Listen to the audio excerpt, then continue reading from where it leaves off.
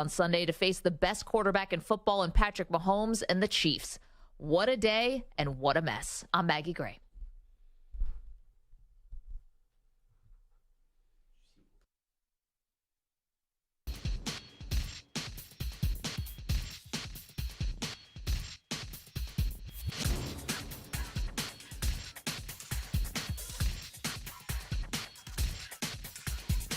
One minute remaining.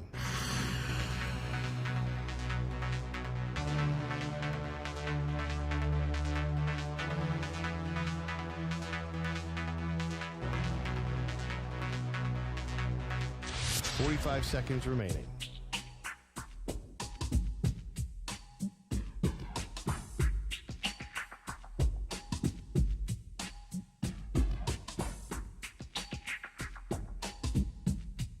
$30 seconds remaining.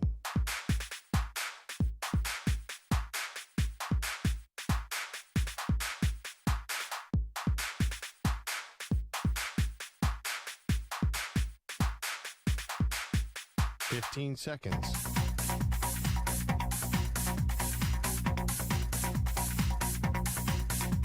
Break ends in 5 seconds.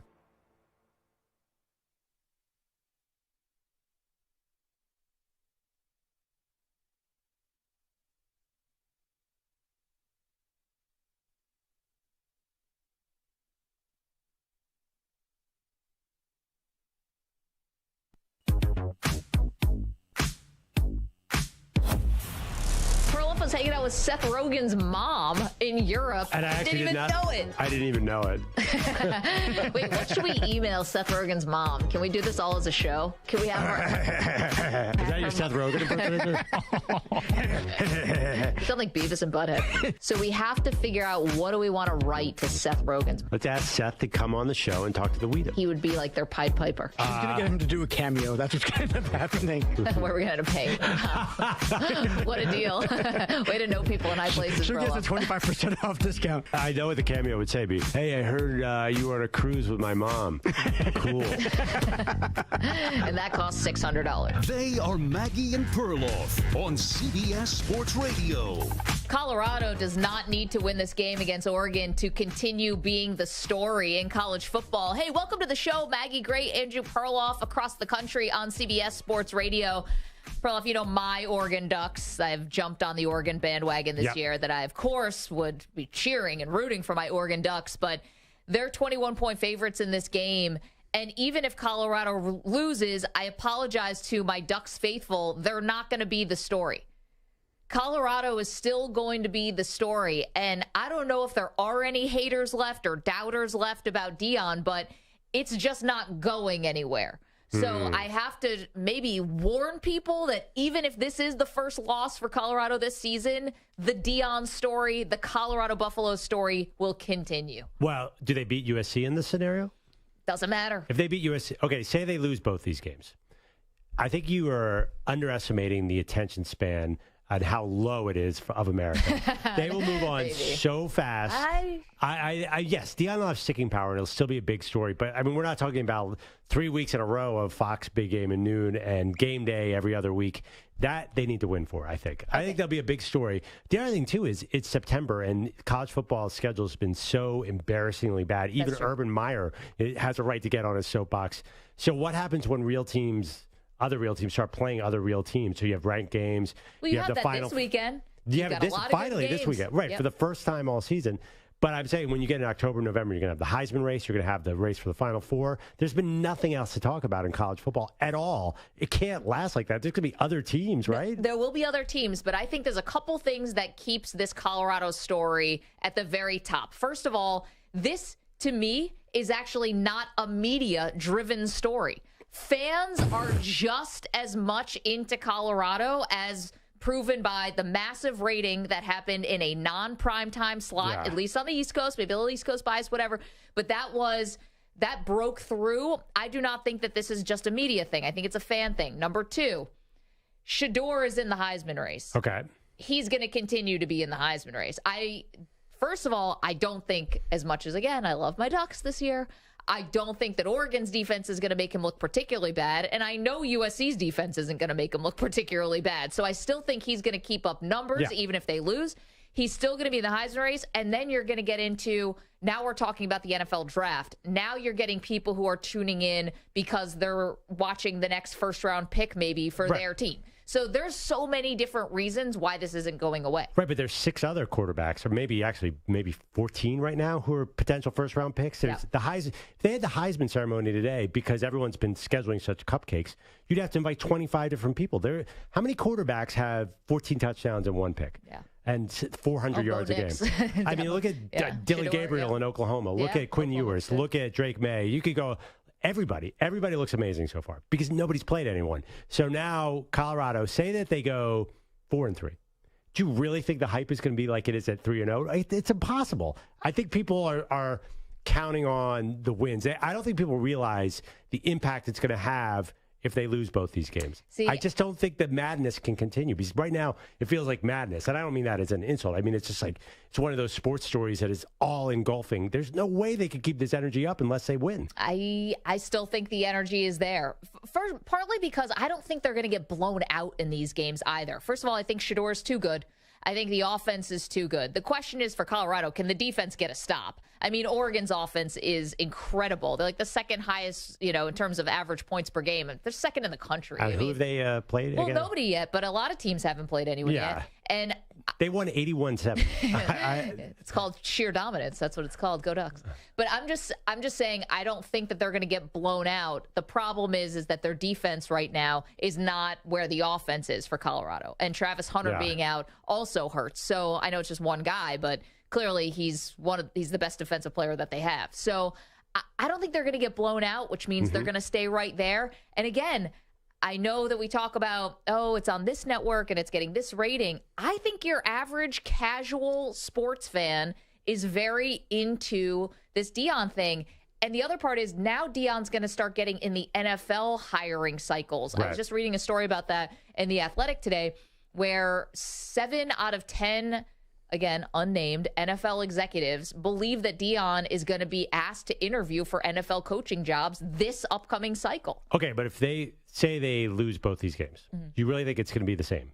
I do. Win or lose, there's no difference. I think they're just the same. I think this is a rocket ship story. Wow. I think it is a rocket ship story, but the rocket ship will go a lot. If they win these games, the rocket ship will be in deep space. But if I think it'll just sort of hover around the upper atmosphere. Yeah. I mean, the other thing too is like at a certain point, aren't the top teams, if Colorado loses, they won't be a top 20 team anymore. Isn't anyone going to pay attention to like the number 1 team in the country, the 2-time defending champion, going for the first 3-peat since the 1930s in Georgia? To your point, Georgia's got to play somebody. Or the fact I was just looking at the top number 2 team is Michigan and Jim Harbaugh, and we're not talking about them at all. Well, that's because Jim Harbaugh was suspended for the first couple of games. I'm sorry, self-imposed. Well, it wouldn't even matter because their schedule's so bad. Yeah, their schedule's bad too. You actually have Texas, the Texas Longhorns, the most popular program arguably in the country. Is number 3, and no one's even talking about them. Like those stories have to come back up to the top too. I feel like unless Deion's undefeated, I think these other schools are going to start sort of nibbling into his spotlight. He's got the combination too of his own personal star power that is bigger, no offense, than Steve Sarkisian. It's bigger than any of those coaches, maybe outside of Saban. And to be honest, Alabama might be playing for their life this week as far as their college football playoff life. If they somehow lose to Ole Miss and Jackson Dart, who's got Jackson Dart in the SEC quarterback draft again? I do. If they lose to your quarterback, Jackson Dart, then I don't know how Alabama would make it to the college football playoff with 2 losses. Alabama's number 13 in the country. I mean, the Final Four is way out of realm here. There's so much going on this season. I just feel, I mean, we could have the first repeat Heisman winner since Archie Griffin and Caleb Williams. Do you honestly think that game day is not going to go to his last game because they're going to watch a 4-3 Colorado? Again, I don't think this is just a media story. I think this is a fan story. No, game day. Well, yeah, I'm saying game day. But, yeah, game day is going where the fans are. So, like, I'm saying, like, that's a good measurement of hype, wouldn't you say? Or yeah, but they already went to Colorado. So there's another part of that, too. Okay. I really want to revisit this. And who knows what's actually going to happen, because I think evaluating Colorado is next to impossible. As our guest Sean King said yesterday, it's like Vegas is just guessing with these lines, purely guessing. If The day, if they lose both these games, I really want to hear you on Monday saying the story is just as red hot as it was before the two losses. Well, I'm saving my Deion glasses There's and hat no for that way. day. I mean, that's a reality. Part of the story is the fact that they're 3-0. 855-212-4CBS, 855-212-4227. We know we got a lot of Oregon fans listening to us. We know we've got people who are very interested in Colorado right now. So what side of this do you come down on? I honestly think that the game's obviously much bigger for Oregon. You can't lose this game. My Ducks. Can't lose it. And I wonder if they're feeling that. Well, nobody can lose to Colorado because you'll have everybody piling on you, right? Well, just that, and also where you want to go, which is college football playoff, you can't lose this game.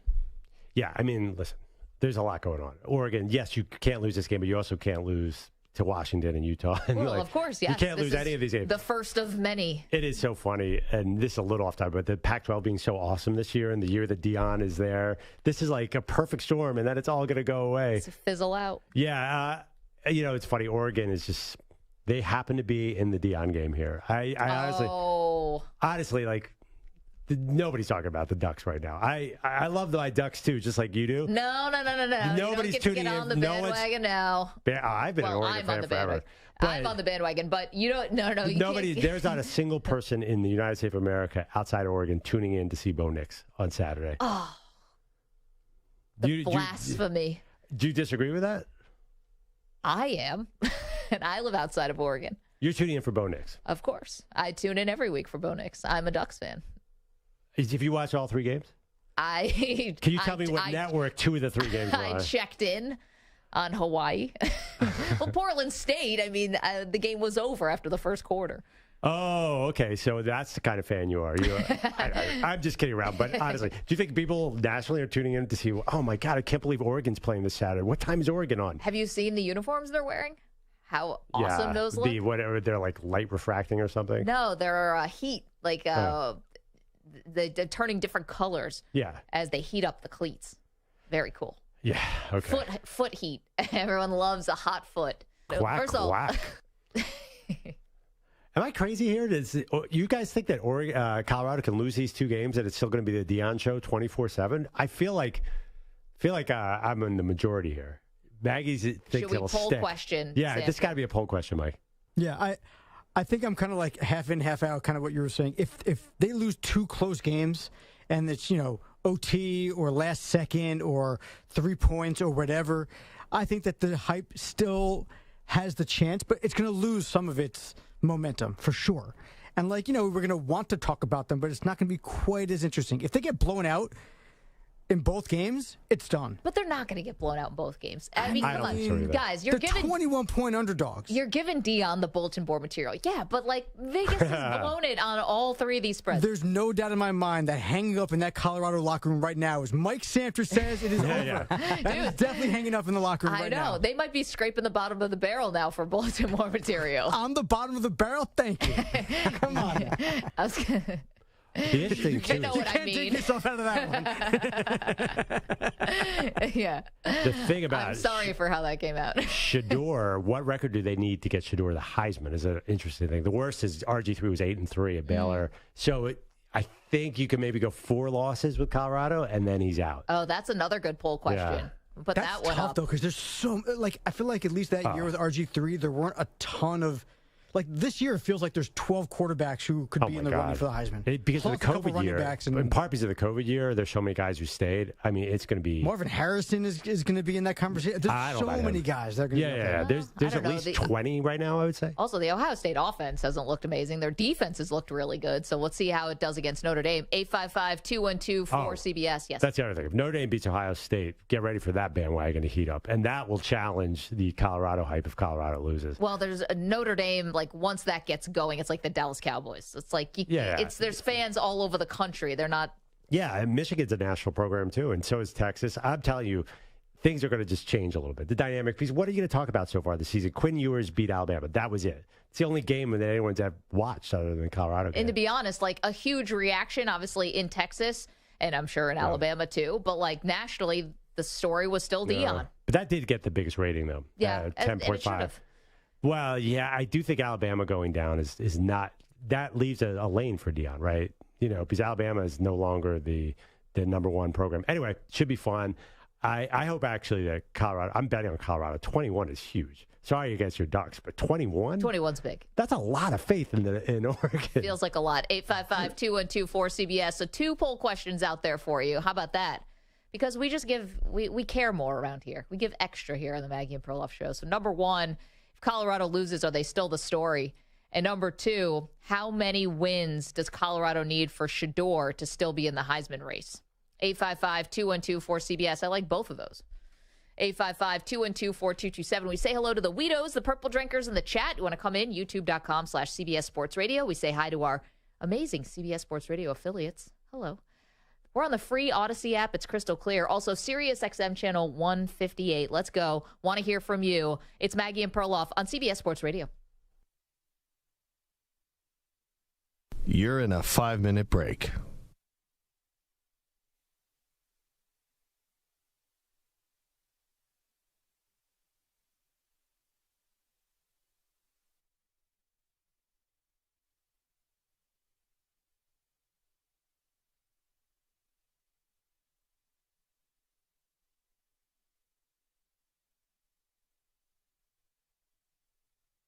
Four minutes, 30 seconds remaining.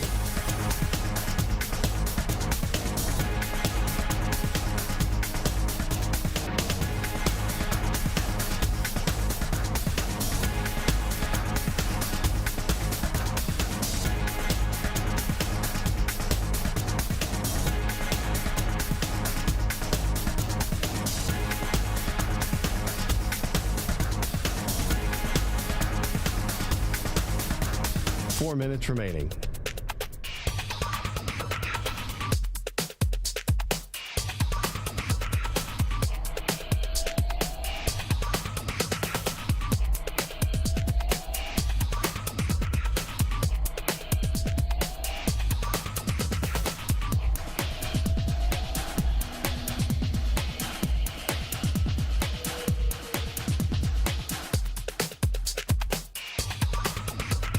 Three minutes, 30 seconds remaining.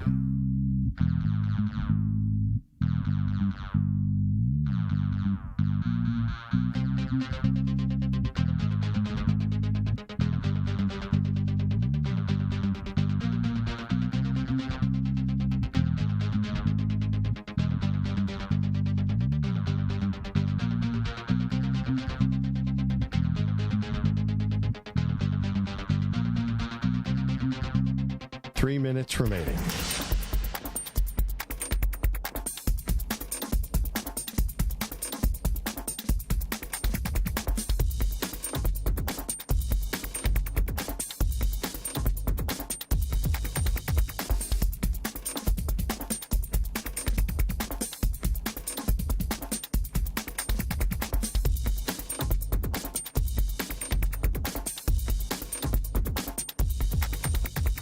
Two minutes, 30 seconds remaining.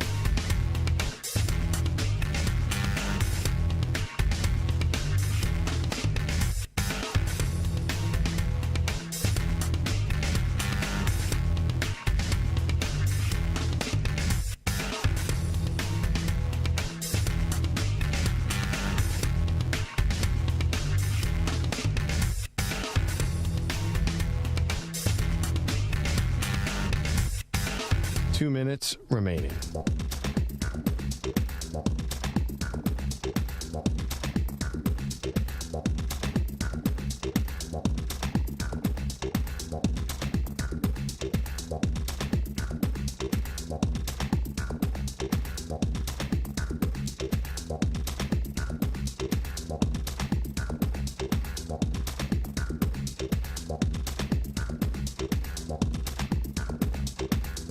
One minute, 30 seconds remaining.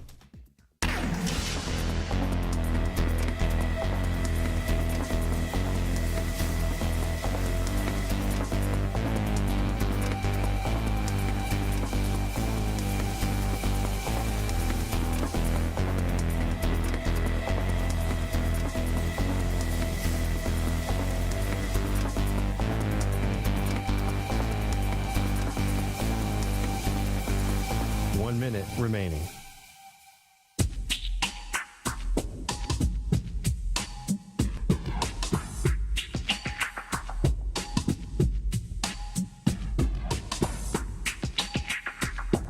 "45 seconds remaining.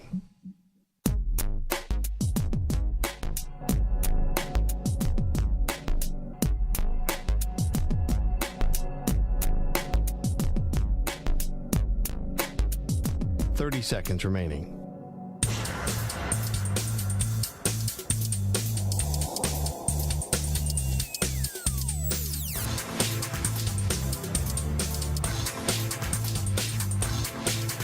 "15 seconds.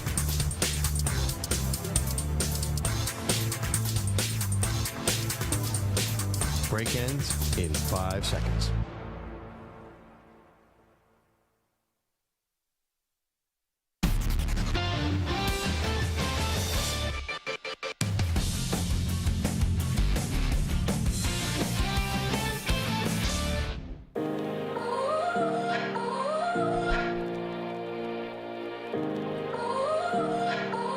You can stream the NFL on Westwood One for free, sponsored by AutoZone. All season long, you can listen to every Westwood One broadcast of the NFL live on the NFL app by asking Alexa to open Westwood One Sports or on the Odyssey app.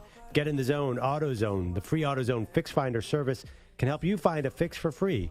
Get in the zone, AutoZone. Restrictions apply. Maggie, I got to tell you, there are some strong Heisman candidates this year. If Sam Hartman and Notre Dame win this weekend, he's fourth in the odds right now. He shoots up to number 2. If Quinn Ewers goes undefeated at Texas, he's going to be governor of Texas. He doesn't even need the Heisman. Yeah. And he's third. And then your guy, Shedeur, is 6. I got to tell you, it's not going to be that easy because he's got to win some football games. No, I get it. And Quinn Ewers has already won a big game against Alabama. I'd say Jordan Travis already won a big game against LSU. There hasn't been like a lot of, really marquee stuff. That's the beginning of college football. Let's get to the phones, though. 855-212-4CBS. We've been talking about, I believe that if Colorado, even if they lose to Oregon and USC, I still think the story is massive. I still think Deion Sanders in Colorado, it will get just as much attention. Perloff says no chance. Yeah, I don't think the Rock's coming out if they're 3-3. Oh, I do. I think celebrities are going to be, this is the new norm. Yeah, but if the record falls off, you think that, how celebrities are. They are really shallow. That is true. Also, it looks like maybe the writers and actors strike might be coming to an end, so everyone's going to have to go back to work. Hopefully. Let's go to Landon. He's in Savannah, Georgia. Landon, how are you? I'm good. Maggie, I couldn't disagree with you more on this. If they lose their next 2, they could probably survive with 1, but 2, the casual fan's gone. The fan who's watching them, who has a primary team, isn't going to care because conference play is starting. Mm-hmm. And there'll be a minor story because Deion's larger than life, so he'll get talked about. But by and large, they won't care. And Shedeur has to win at least 10 games. Shedeur has to win 10 games to stay in the Heisman. That was our other poll question. How many games does Colorado have to win for him to be in the Heisman race? Well, Landon, difference of opinion. Thank you so much for making the phone call. I just think the combination of Deion, Shedeur being in the Heisman race, and that's enough to keep you tuning in even through November. Yeah. The competition gets a lot worse. They could probably be. Arizona State is a total disaster right now. Yeah. They should win that one. Stanford's terrible. So I think just a winning record will keep the hype up. It's just, all I'm arguing is there's just no way the flame is burning so brightly right now. It just has to go down if they don't win one of these 2 games. Because right now, it's all consuming. Well, you said that celebrities are shallow and they just want to show up wherever the story is or the winners are. But on the flip side, celebrities are shallow. So I think they'll show up wherever a camera is. Yeah, but if USC wins this game, though, people start transitioning to Caleb Williams. People like Matthew McConaughey will be at Texas every week. There's going to be other stories. There just hasn't been anything else yet. I know. See, that's the thing. I've seen Matthew McConaughey at Texas. Yeah. I've already seen, when Will Ferrell used to be at the USC sideline. I've already seen that. I never have ever seen Wu-Tang Clan at a college football game. That was a new one for me. And I got that because they were at the Nebraska game, I believe. Or, I guess The Rock probably goes to Miami games. Yeah, I don't know. I just think that 3-2 is just harder to get as excited about. But we'll see. The poll will speak. How about, go vote at Maggie and Pearl on Twitter. Rick's in Eugene wants to talk about Bo Nix. Hey, Rick. Hey, how you doing, Maggie? Thank you for taking my call. Mm-hmm. Hey, welcome aboard the Duck phenomenon. Thank you. And hopefully that we can continue to roll. I don't want to talk about the game, but what I do want to respond to is Mr. Perloff saying that no one's watching for Bo. Now, I seem to remember a couple of billboards that were up there because we are a global phenomenon. Oh, there's a billboard in New York for Bo Nix. You're right.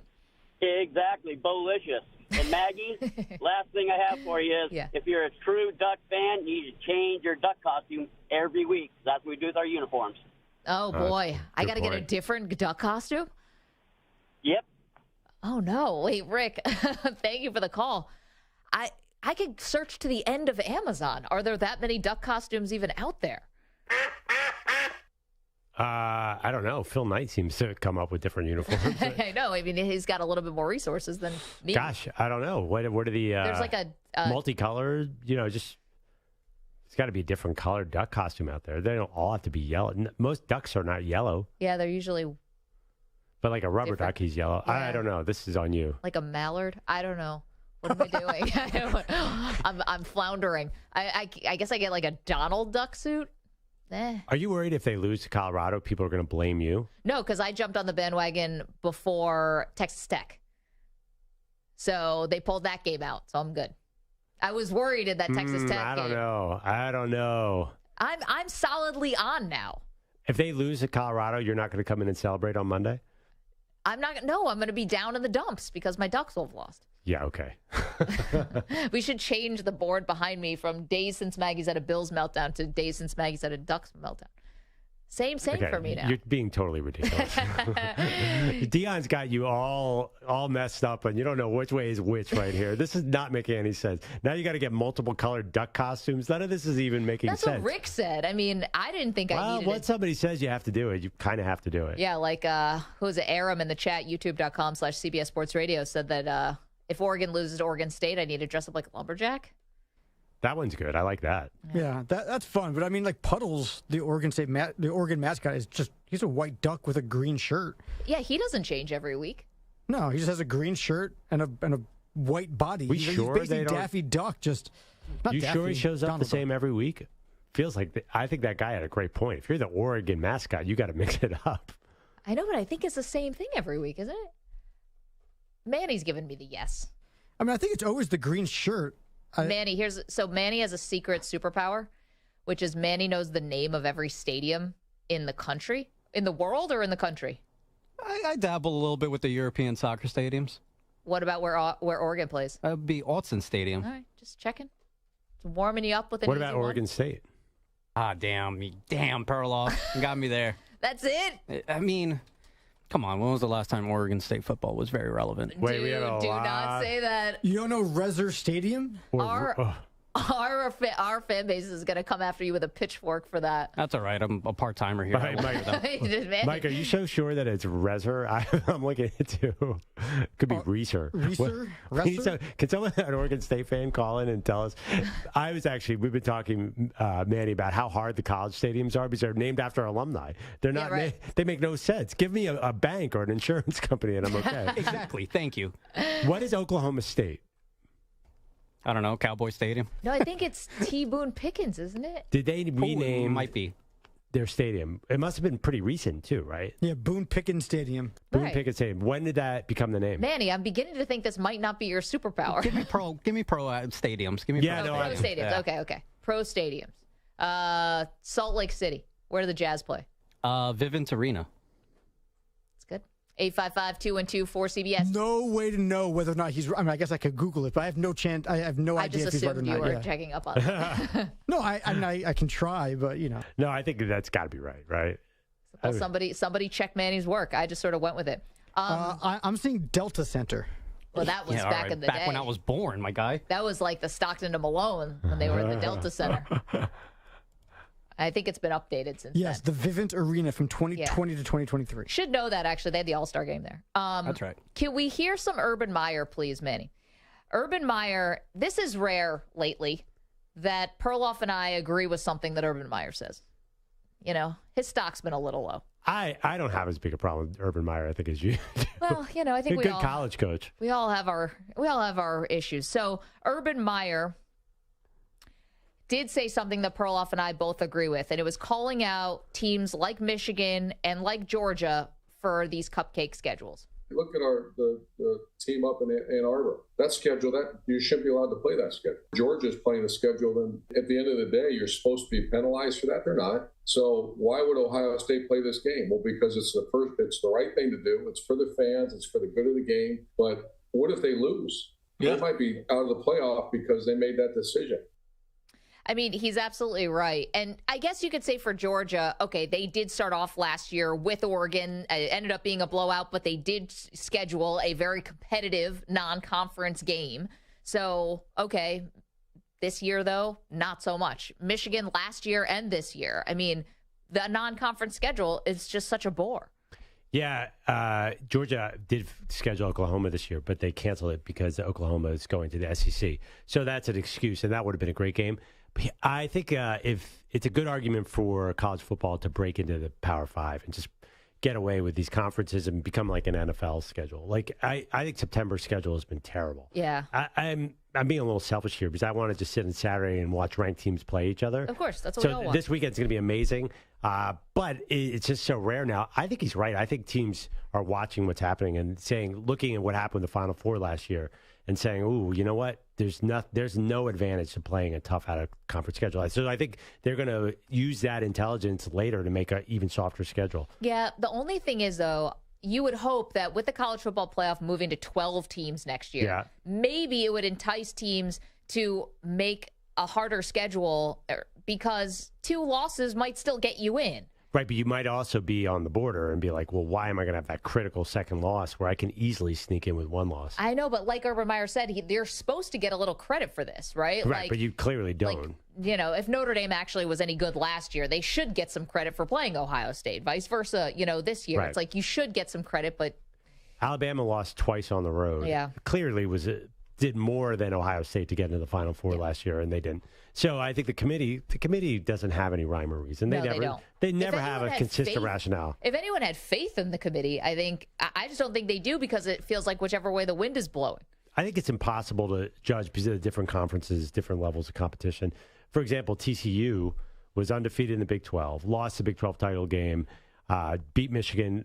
How would we have predicted that they were going to lose 62-7 in the final game? I mean, yeah, I know. That had to be a lesson there. Like, the committee must look at the Big 12 and say, I don't know if this team is really as good as we think they are. But who knows? Because they're totally inconsistent. So you think that, like Urban, this is going to be rule of the day? Oh, my God. Are you kidding me? I think people are going to watch Michigan and Ohio, Georgia and Michigan flip-flop 1-2 all year long and be like, I want that schedule. Wouldn't you? If you were a coach, would you schedule anybody? I'll tell you right now, I would not. Yeah, PL is in the chat, youtube.com/CBS Sports Radio. If your conference is strong enough, there is no point in playing a tough non-conference. Yeah. I mean, here's the other part. In theory, I think as we move along, you're going to get more conference games, though. So take out Little Sisters of the Poor week 3 or week 2, and you're going to now maybe get us another conference game. 1 conference game. Well, like if the SEC goes from 8 to 9, something like that. I know. I'm just saying. Yeah, I don't see that as a game changer. Still, okay, if they go from 8 to 9, that's another reason to not schedule a tough out-of-conference game. They're going to use that as an excuse, and you're never going to see the elite teams from different conferences playing each other, which is fine. I mean, listen, that's okay. I'll watch Michigan play Troy in September. I mean... Yeah, but you're not. I'm not. It's stupid. Also, the stats are insane right now. They just make no sense. I mean, your team, Oregon, winning 81-7. Do people ever step back and say, do we need that game? I understand it provides a lot of income to the lower team, but It's so stupid. It's not a good watch. No. But then it's like... It's not healthy from a competitive standpoint either. 81-7, why do we need that? No, we don't. But the other part is every once in a while you do get an upset. It's rare, especially in football. But you do. And you do fund these other athletic departments. You get paid $1 million to go play them. That's a big paycheck. 855-212-4CBS, 855-212-4227. Okay, coming up, got a lot more to do, including a little clarity on what has become one of the biggest stories in sports. Get to that in just a moment. It is Maggie and Perloff on CBS Sports Radio. Here's a CBS Sports Update with Rich Ackerman.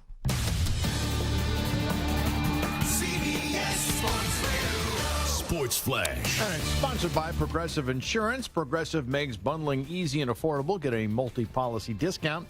by combining your motorcycle, RV, boat, ATV, and more. All your protection in one place. Bundle and save at Progressive.com.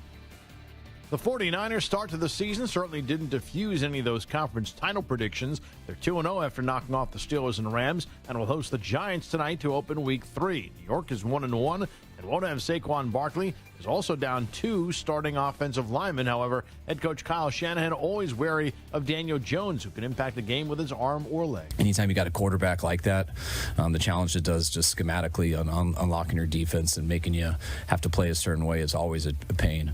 And then he's got the ability to play in the pocket and beat you that way too. So he's getting better each year.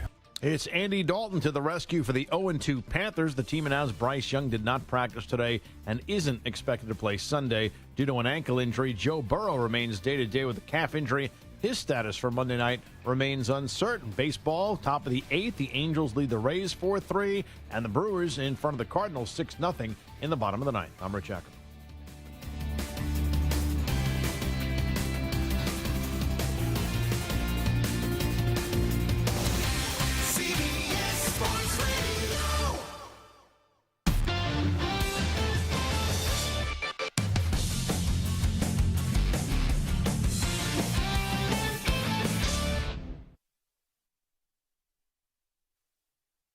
You're in a 5-minute break.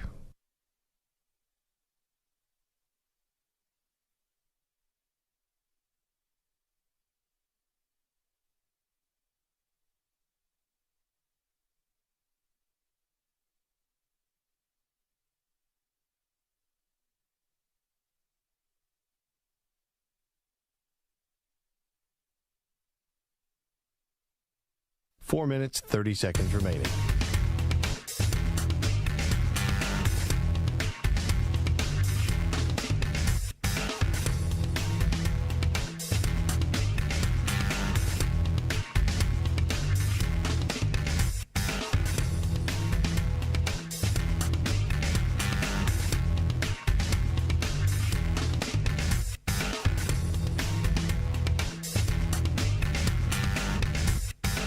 Four minutes remaining.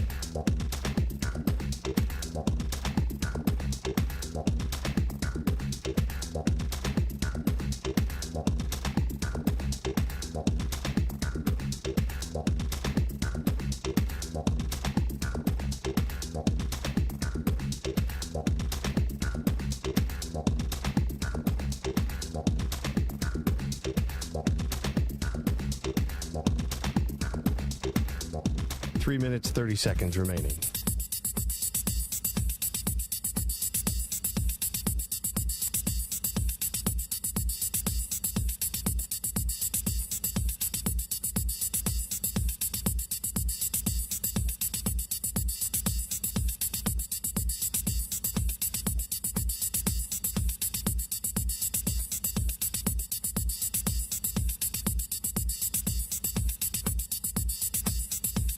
Three minutes remaining.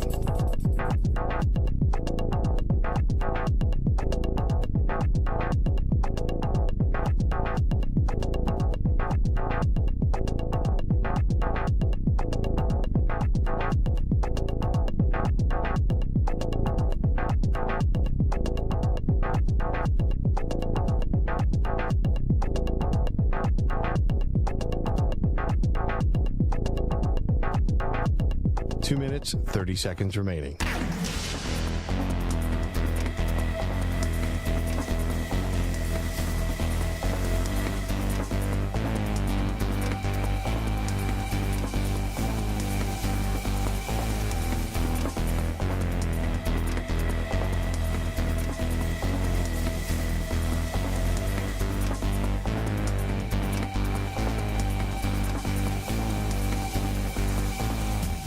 Two minutes remaining.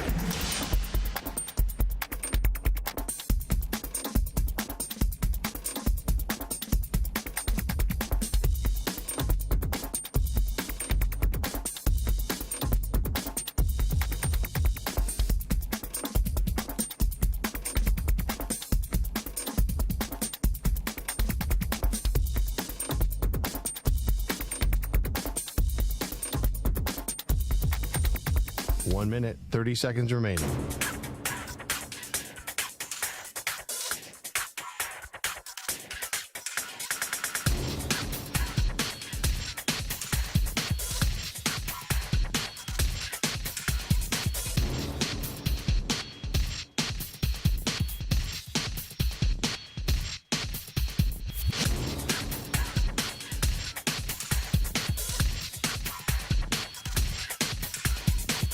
minute remaining.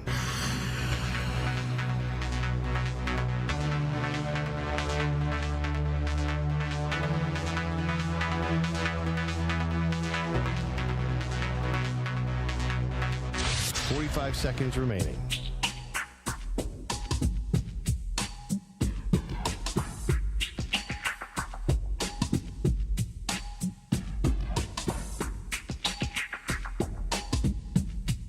Thirty seconds remaining.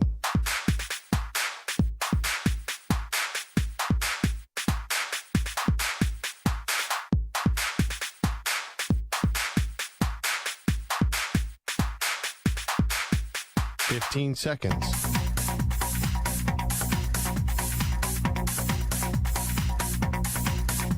Break ends in 5 seconds.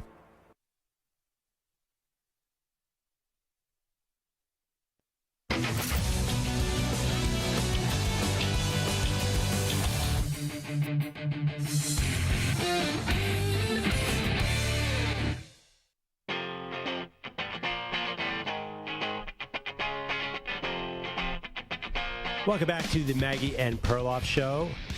A lot of interesting Colorado conversations today, but we have to take a quick break here. There's some news out of Cowboys camp.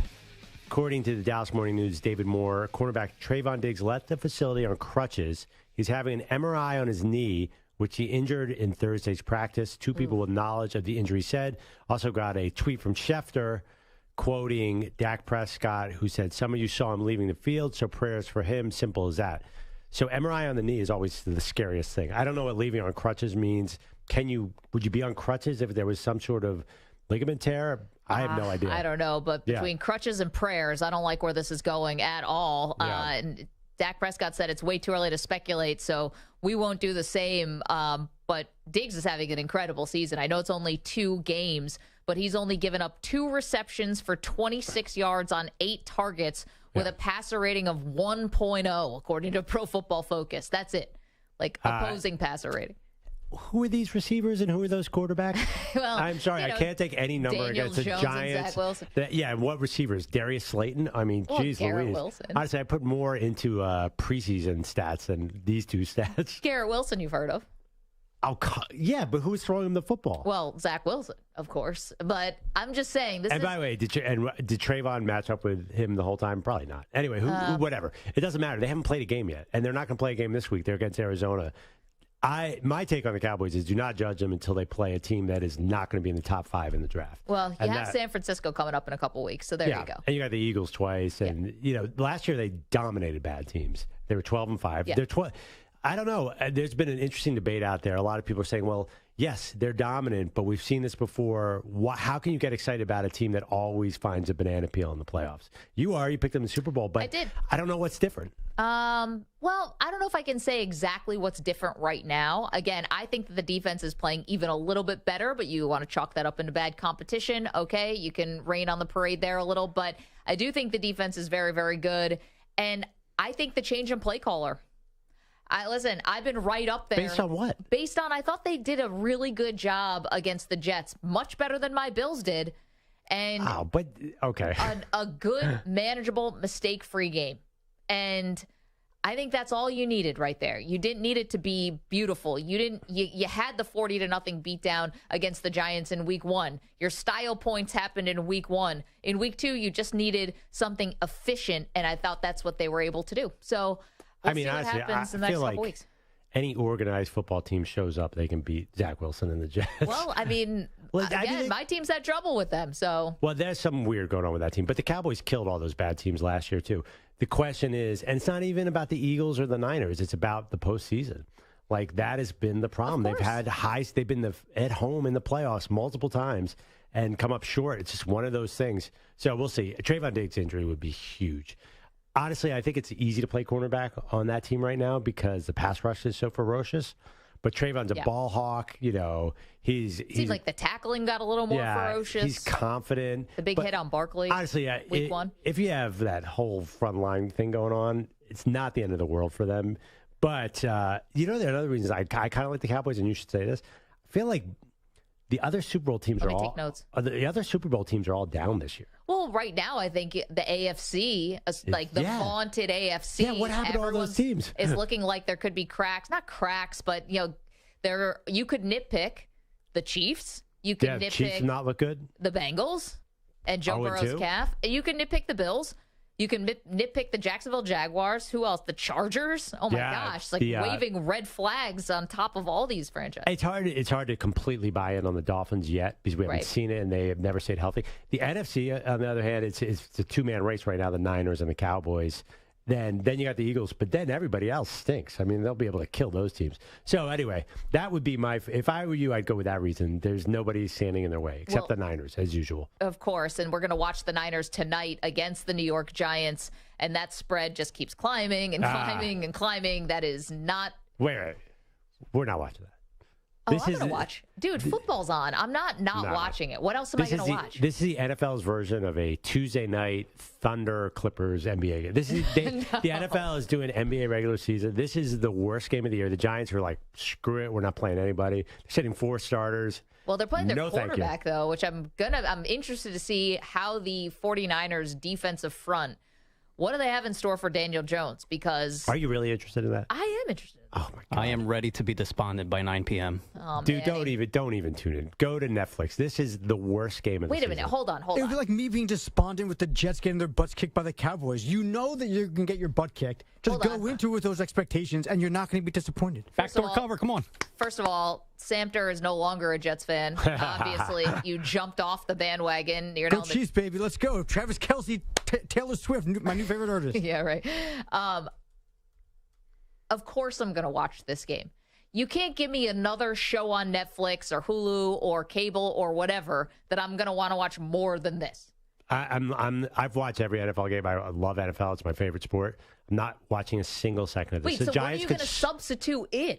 I'm going to read a book? Spend time with my children. Honestly, that's not true. Both your kids are on TikTok. They're preteens. I've tried to watch a little bit of the Giants and the Jets this year. They suck the fun out of football so badly. Well, that's true. And the fact that they is Andrew Thomas, is he just, and Barkley, he's not playing. Are they all just coming back next week? So they're clearly pulling an NBA. They're just resting their guys because they know they're going to get killed. I don't like that lack of rest because Daniel Jones is still playing. I know you might not like. Well, you do like Daniel Jones. You're the one who said he was going to take this big step forward this year. And I mean, that's why you're tuning in to see Daniel Jones get his butt kicked by the Niners. 100%. Kinda, but I don't care. But I just want to watch football, and there's nothing else I'm going to replace it with. What am I going to watch? Like some old episode of? I don't even think this is honestly documentary about. I'm telling you, 90 Day Fiance. That's where we have to go. If I haven't gone there yet, Samter, why would I go there now? Start now. Giants 49ers drove you to it. No thanks. Ethan is in Pennsylvania. Wants to switch gears. Ethan, what's up? Hey guys, love the show. Thanks. Going back to the strength of schedule you guys were talking about. I'm a Michigan fan, but I'm not. I didn't want to talk about that. We had, and I think this goes for all college football teams. Yeah. We had a home and home scheduled with UCLA the past 2 years. You backed out of it, and they pulled. Yeah, and they backed out of it. And so Virginia Tech. I think. Yeah, exactly. Yeah. So. I think all of the college football teams are going through that because they schedule them 5 years out. Yeah. The one thing, though, Ethan, I do believe Michigan is going to play Texas, though, in a couple of years, right? They do, yeah. Right. Yep. Okay. Yeah, they got a home and home with them. If they don't cancel it. And to piggyback on that, with Urban Meyer saying that stuff, the biggest travesty ever is that Michigan doesn't play Notre Dame anymore. Yeah, well, they said they're going to try to resurrect that. Yep. Yeah, but it's not going to be till like 2032. Well, be here any moment. I really mean that. Yeah, I know. And so we've always played them. I'm 50. I grew up watching that game. We've always scheduled, but again, it's not about Michigan. It's just, all over college. Ethan, thank you so much for the phone call. Totally get it. Yeah, I mean, That's what Urban's saying. It's an epidemic. It is interesting to look at that Big Ten. I think they got 2 teams last year. They'll probably get 2 again this year because Michigan will certainly go. The only loss Michigan could have, Penn State, Ohio State, or Michigan, they're all going to, one of them is going to have 1 loss, and then the winner, Michigan, Ohio State's in. So I don't know. It's a weird year. It definitely, the schedule just doesn't seem right now. I can't wait till they go to 12, by the way. That should happen tomorrow. I love it. Do you have it? Okay. He came on, he said, hey, Maggie and Perloff, love the show. Hey, guys, love the show. Did you believe that? I feel like it's just something you say. I didn't really believe that he, had it behind him, hey, guys, love the show. Hey, guys, love the show. It was I love the show. Like when you say hi to someone and then just, say hi back. Well, your fans are called the Weedos and the Purple Drinkers, aren't they? Perhaps he's indulged a little bit. Yes, maybe. He's a little relaxed. Yeah. Maybe he's just a little laid back. I think I want a little more hey, guys, love the show. Hey, guys, love the show. Hey, how you doing? How's the weather? No, you know how it sounds to me? It sounds like it's so obvious and so just matter of fact that he loves the show. It's yeah, honey, I love you. You know, you just say it because it's just part of the lexicon. It was honey, I love you 20 years in. Yes. You know? Sure I do. Mm-hmm. I do. I don't have to say it. I'm just going to say it because you need to hear it. But, love the show. Hey, guys, love the show. Hey, guys, love you. Honey, love you. It's like when I'm leaving for work for the day. All right, love you. Bye. Am I the only one who, gives a huge hug to the baby, big kiss to the dog, and they're bye, hon? Kiss the dog on the mouth? Is that bigger wrong? goodbye to your dog than your wife? Much bigger. Does she give a bigger goodbye to the dog than to you? I mean, it's very equal, yes. Especially the hello. The dog jumps all over me, licking and playing. I'm giving him hugs and rubbing his belly, and I'm like, hey, just honey, walk how was your right day? past her, straight to the fridge. Oh, fridge. Good idea. Crack your first beverage. Oh, yeah, you're here, too. Oh, hi. Have you been standing here the whole time? Have you been here the whole time? Or did you just walk in? Oh, you've been here the whole time. Yeah, just change the F to an N. Wife to wine, and I'm happy. 855-212-4CBS, 855-212-4227. So you're really not going to watch any of the Giants 49ers? I don't think I'm going to watch it down at Giants football the rest of the season. I mean, that Cardinals game, did you watch that game? It was so awful. I'm a little worried that this is going to be a 40-point blowout, but then it's only a 10-point spread. So also, the over-under is really small, isn't it? It can't be that small. It's a 10.5-point spread. What is it, 41? I think it's something like that. So, how could it be 10? Explain this to me. Who thinks that's going to be a 10-point game? I mean, it looks like a 30-point game. Well, Manny's hoping for a backdoor cover. Oh, you're a Giants fan? Oh, big time. I am very sad about it. Still. They were down 28-0 to the Cardinals They made the playoffs last year. Of course, he's still a fan. Fell out of love with football by halftime last week, but the second half of that Cardinals game got me completely back into back it. In. Did you think about tanking? No, I thought that they wouldn't be as good as they did last season. No, at halftime of the Cardinals game. Oh, no, come on, dude. I'm curious, by the way, are the Bears thinking about tanking, Maggie? Is that where you're going with them? I don't think you need to. You love tanking, so I do. Well, I've been sitting next to you, Mr. Process. Yeah. If you were a Giants fan, you would be long into the tank already. Well, I don't think I would have given Daniel Jones that money, but that's just me. I don't think the Bears are going to have to try anything. Yeah. I think that the Bears are going to be bad. Mm-hmm. It's chaos over there. Yesterday was one story after another. None of them were any good. I think it's going to be tough, and they also have the Panthers' first-round pick. So I don't think they really have to try to do anything. Well, that's falling apart. What, with the Panthers? Yeah, no, the Panthers are good now. Didn't you hear? Oh, because why? Andy Dalton's starting on Sunday, so the Panthers are no longer going to have a high Dalton draft pick. Is starting on Sunday? Yeah. Did that just come out? I didn't even see it. I don't know if it's official. Schefter said it looks like Andy Dalton is starting at some point today. Man, Bryce Young's already hurt. Yeah.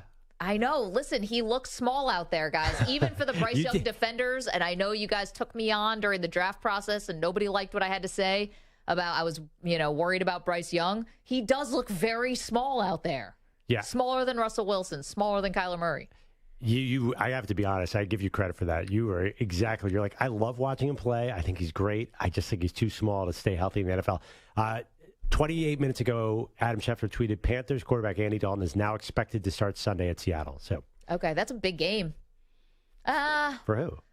For the Bears, because they have the Panthers draft pick? I was like thinking about Seattle, thinking about wild card implications. It's literally the least big game on their entire for schedule. Seattle, they need to keep big game in the sense that it counts, but it's the Panthers. Well, Seattle's playing the Giants next week. That's a big one if you're talking about wild card stuff. Because don't we think the 49ers are going to win this division, and then Seattle's going to be playing for the wild card? Yeah, but the Giants, I like the Giants to make the playoffs. Now I think they're going to be 3-14. Aren't they in the mix as the worst team in the league? Oh, has it gotten that bad yet? They were down 28-0 to Josh Dobbs and the Cardinals. I know, but they did come back and win it. And they were that's very because the competitive Cardinals against are the Cowboys. I mean, they're absolutely right up there. Sometimes you just get your ass kicked like that. They went 6 quarters of an NFL season without scoring a point. Okay, well, I was the one who told you that they weren't going to be as good this year. I just don't think they're going to be in the mix for a top 5 pick. Oh, really? Oh, my God. I think that they're fully looking at this quarterback class. Interesting. 855-212-4CBS, 855-212-4227. Coming up, another big question about a young quarterback that we will answer next. Don't move. Maggie and Perloff, CBS Sports Radio.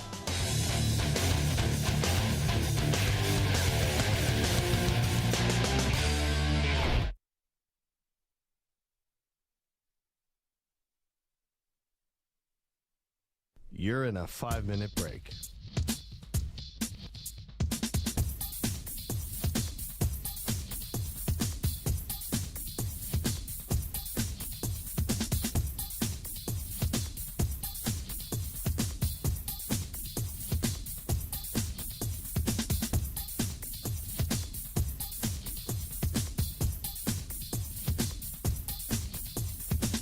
Four minutes, 30 seconds remaining.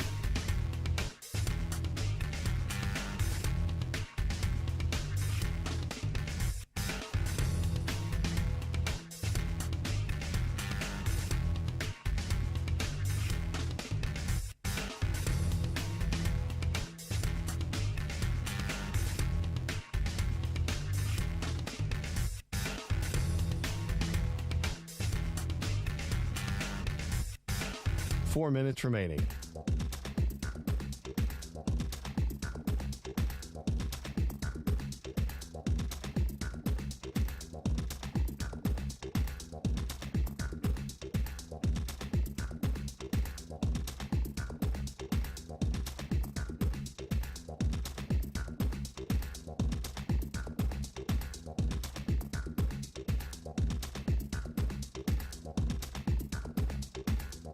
Three minutes, 30 seconds remaining.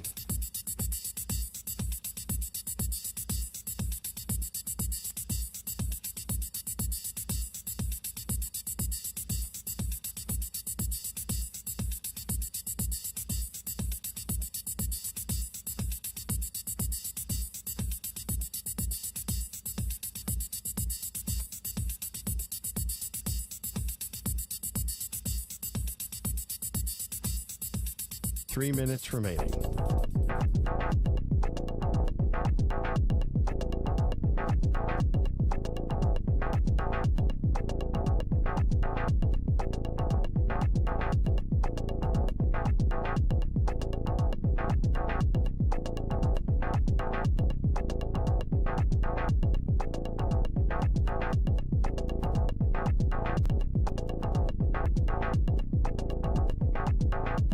Two minutes, 30 seconds remaining.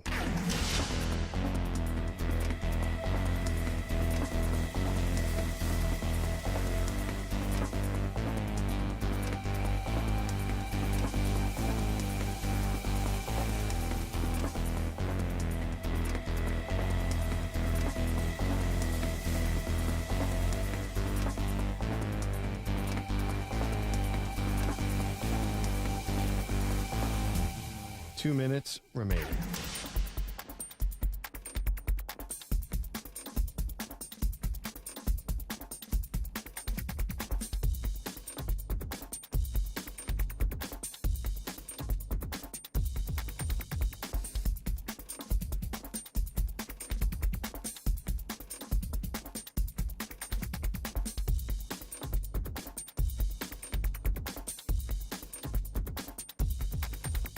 One minute, 30 seconds remaining.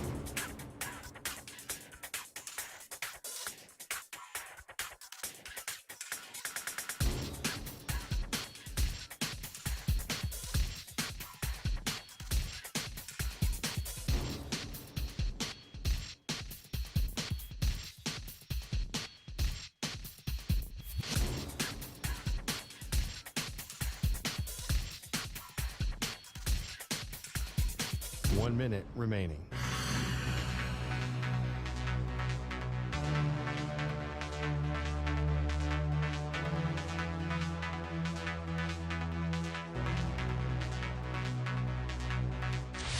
Five seconds remaining.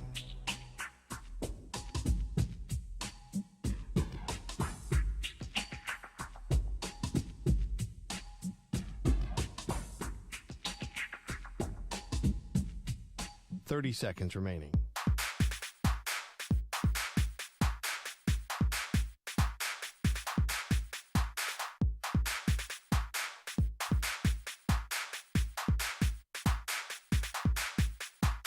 Seconds.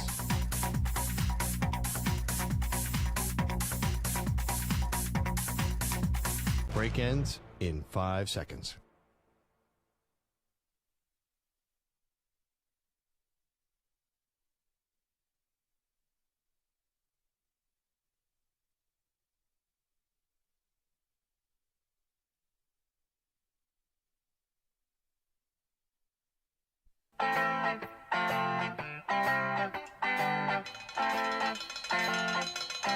We need a reset for Maggie. We desperately need something. Laura said it's okay, Maggie. We'll all be okay. You don't know that, Laura. Yeah. I love you, but you don't know that. No, Maggie's got off the deep end when she's yelling at the Weedo. No. Laura's perceptive. Today is more of an intervention than a radio show. No. Deep breath. She's doing breathing exercises. I want a camera on Maggie when Drew Gilbert hits a grand slam to win in the divisional round, and I just want to be there and say, I told you. 7 years. Yeah, in the year 2030 when I renounce my Mets fan for good. I'm just kidding. I can't quit you. They are Maggie and Perloff on CBS Sports Radio. Still cleaning up the mess in Chicago. Welcome to the show, Maggie Gray, Andrew Perloff. The Bears crammed a season worth of drama into like 3 hours yesterday, and the fallout is still having ripple effects all around the program. So if you missed it yesterday, Justin Fields kind of took aim at the coaching staff, said he's not playing free, he's playing like a robot, blamed it on overcoaching, then walked those comments back or tried to clarify them later on in the day. You had the defensive coordinator resigned. Said personal health and family reasons. That's his statement. The team's statement was just he resigned. So the details around that are a little vague, clearly. And the left tackle got put on IR. Yeah. This all happened in like one afternoon. Right. The left tackle, who's probably not very good anyway, by the way, for the record. It's part of why the team stinks. I think the defensive coordinator is a separate issue. To me, the sort of thing moving forward is Justin Fields. Mm-hmm. Is this ever going to work with him there? And the funny thing about first-round quarterbacks is we think that they're going to get a million chances, but they can get into trouble pretty soon. Like, he's in his third year. Look at Trey Lance. Yeah, if it doesn't work here. Yeah. I mean, that whole draft class, they could all be – we might have Trevor Lawrence and nothing because Zach Wilson probably won't be a starter next year. Trey Lance probably won't be a starter next year. And I don't know if Justin Fields is a starter anywhere in the NFL next year. Mac Jones definitely won't be a starter. Yeah, I don't know. It's not like he's like really has a handle on that starting job. But yeah, let's pause on Fields for a second because I think that, and I would say this about Mac Jones too, I think that another team might see like, hey, I can work with that guy. Kind of like Sam Darnold. Yeah, that didn't work out that well. But yes. Yeah, no, I mean, it never works out. But or Baker Mayfield or something like that. I give him to me. But Justin Fields specifically because he's the style that he plays where he has this really great attribute, which is he can run and use his legs. And I think all good coordinators, what do they do best? They play to the strengths of their quarterback. And yesterday, Justin Fields was basically telling you, like, they're overloading me and we're not playing to my strengths, which is why I'm playing like a robot. What does that mean? Like, I think that statement might be meaningless in the sense if your quarterback's good, it's easy to play to their strengths. If they're bad, there are no strengths to play to. But Justin Fields has clear strengths. Who's another? I mean, are you talking about Lamar Jackson? Like the coordinators play to his, but they don't. We keep on insulting their coordinator, saying the coordinator was screwing up in Baltimore, so they had to get a new coordinator. Well, that was after 5 years. I mean, they gave it a good chunk of time to see how it could work. Yeah, I don't know. Just because Justin Fields can run doesn't guarantee anything in this league. It's just the way it is. Unfortunately, you have to do so much more Whatever they're doing now is not working. I agree with you, but I'm not sure he gets a great second chance. The other thing is when you get a second chance, it might be you might go from bad team to bad team.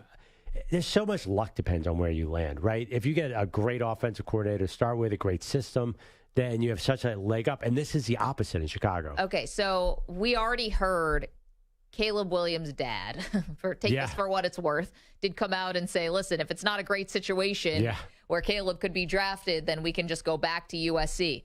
I would characterize the Bears as not a great situation. No. And I don't think the head coach is going to be there, and I don't think the coordinator is going to be there. Hell, it could be a new general manager. We have no idea how much they could clean house after this season. But beyond that, are things good in the front office? The former commissioner of the Big Ten is now the president. I don't know. Well, the GM just got there. They're not firing Ryan Poles. I mean, that'd be fast. It would be fast, and he didn't draft the quarterback. Yeah. I don't think the general manager.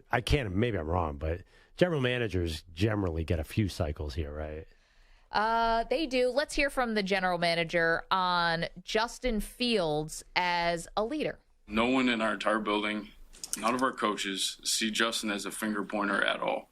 He's always taken ownership of anything that's happened on the field. He takes it head on. He works. He grinds. He puts his head down. He works with his teammates, works with his coaches to find solutions. Okay. I mean, good.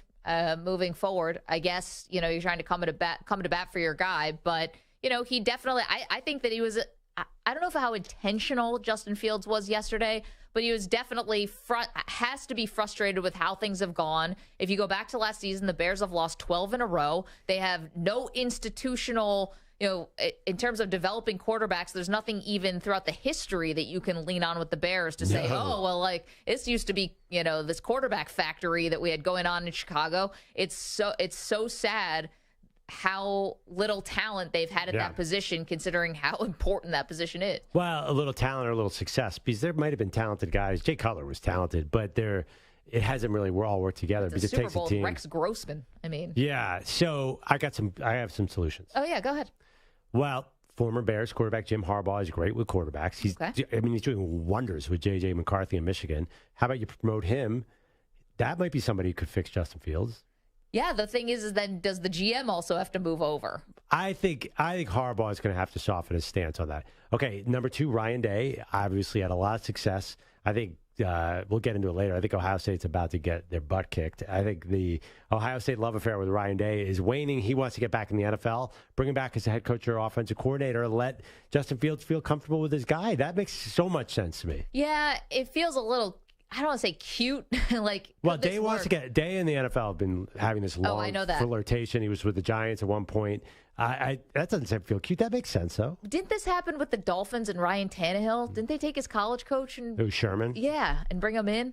Yeah, but it's different though because Ryan Day is so particular about his offense. Has had so much success on that side of the ball. But can that Ohio State offense actually translate in the NFL?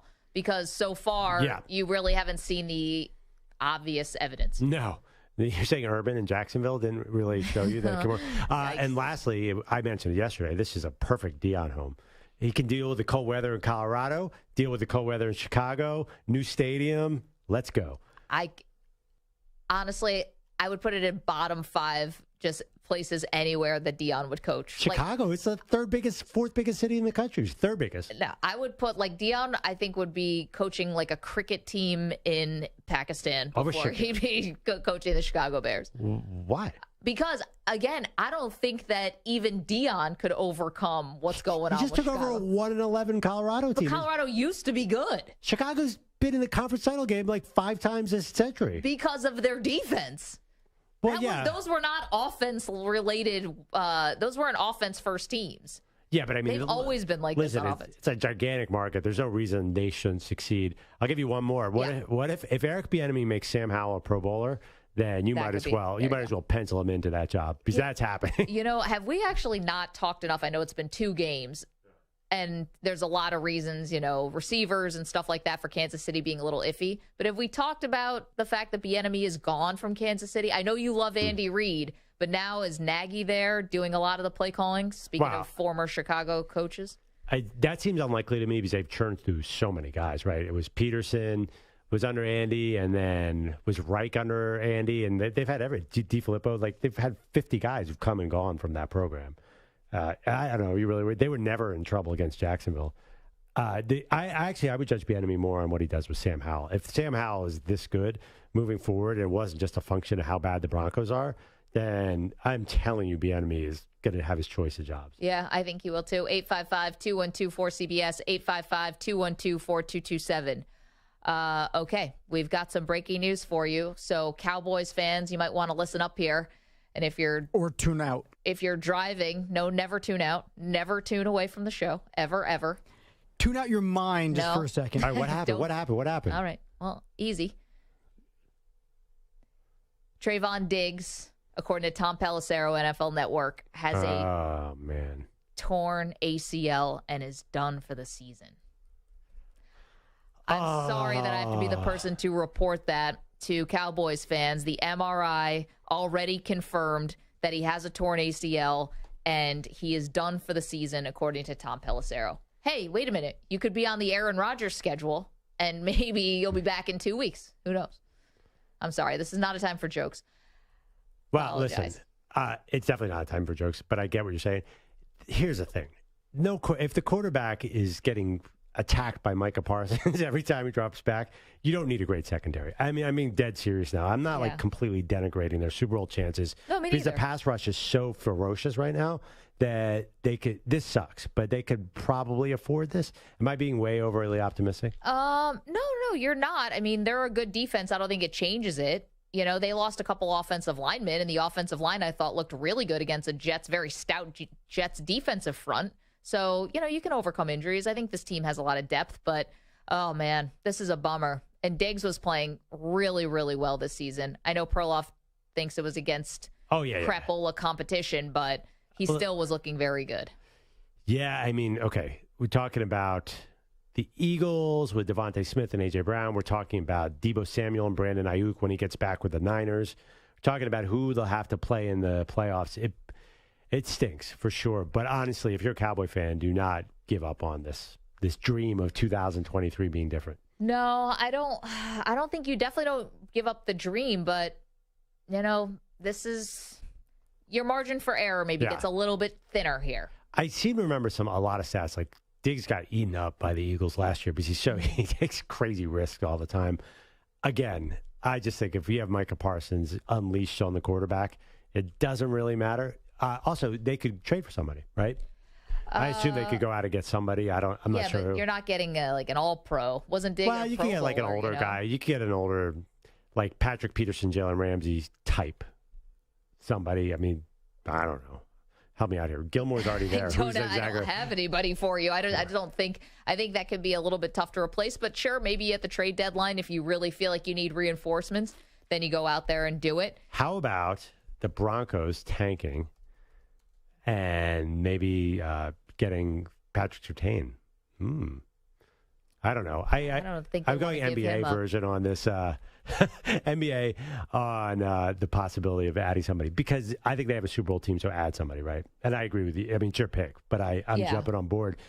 Just go out and trade for somebody. There's no reason to let this derail anything. Listen, right before the season, Jerry traded for Trey Lance. Like, clearly, I still don't really know what that was about. Yeah, wait, well, what? But I guess it just means that, I don't even know why I brought that up. Deron Bland will most likely, kick outside while Jordan Lewis then will probably man the slot. If you're talking about who's going to replace and what's going to happen here, that would be the easy fix. Oof.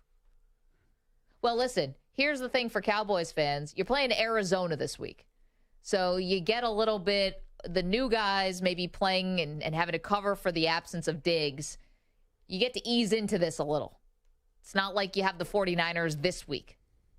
So maybe that's a good thing, right? Yeah. Get a little warm up. I guess so. But listen, play this week and then hit the phones. And then you got New England coming up after that, and then good. the big San Francisco game. Yeah, and even San Francisco is not really a wide receiver friendly team. No, they run a lot. Yeah, and even their wide receivers run a lot. Yeah, I don't know. Yeah, I'm not sure you're going to need a lot of cornerback play this regular season. But, okay, I'm looking at preseason.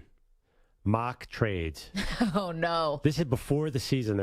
People were mocking Surtain to the Cowboys because Surtain, I'm not sure what the Broncos are doing. They seem like they might be in a full rebuild, and they need to get draft capital back. So call them up, give them a first-round pick. Yeah, I know, but Surtain, I feel like, is not the guy you give up. I feel like that's someone who you keep to build around.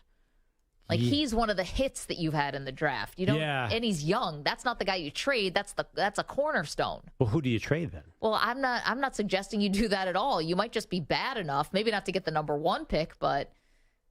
Yeah, but you don't have that draft pick anyway, so it doesn't matter. Oh, right. Because of Russ. You're kind of, the timeline is not good for them. Oh, boy. When's Jalen Ramsey coming back? December. And he's at Miami, so they're Miami. good. Yeah, I don't know what to do here. I'd like to hear some solutions. I think it's that next man up is the solution. Yeah. And the other thing is, too, just remember, you have the best defensive player in the league, Micah Parsons. He'll make up for it.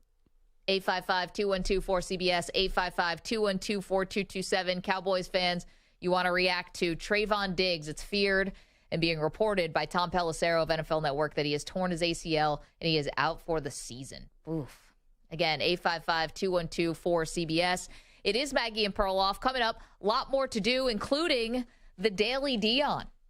What did Deion have to say about his tenure at Colorado, plus more preview of Colorado's big game in Eugene on Saturday against my Ducks? 855-212-4CBS. Don't move. More Maggie and Perloff straight ahead. You're in a 5-minute break.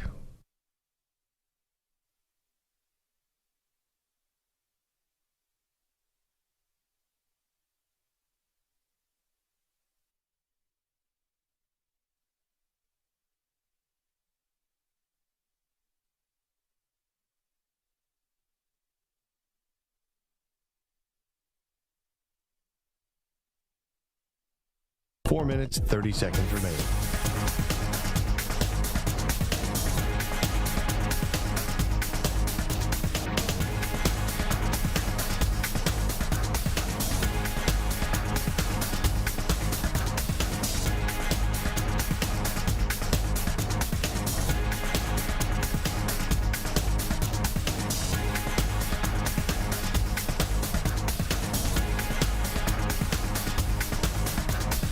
Minutes remaining.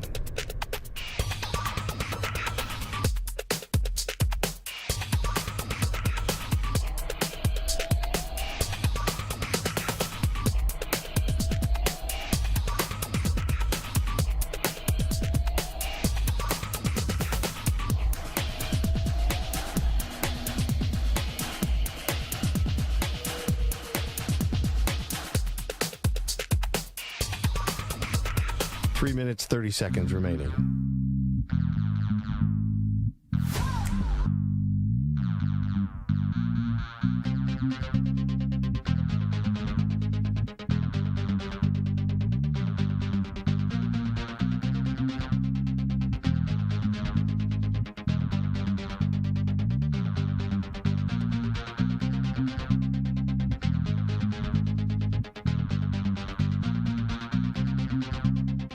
Minutes remaining.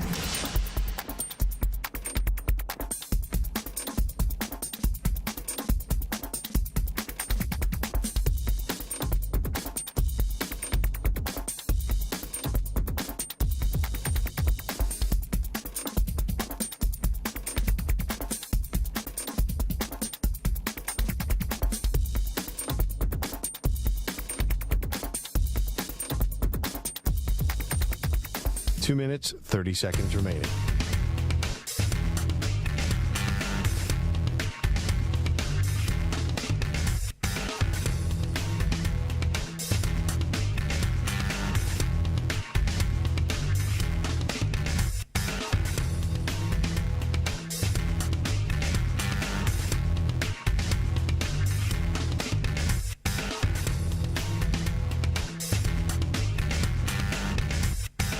Two minutes remaining.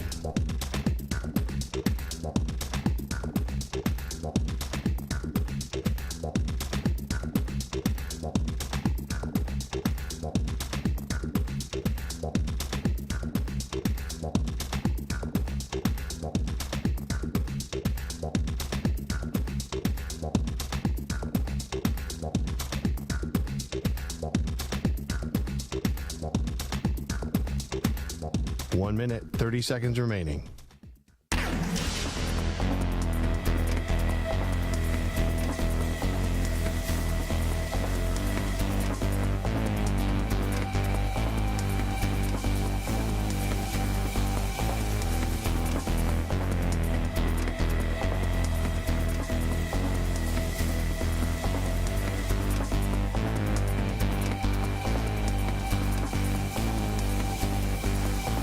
Minute remaining.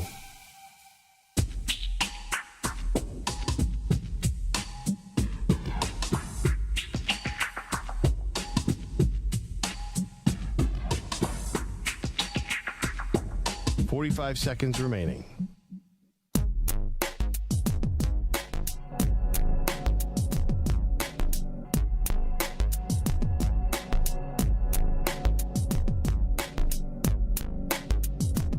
Seconds remaining.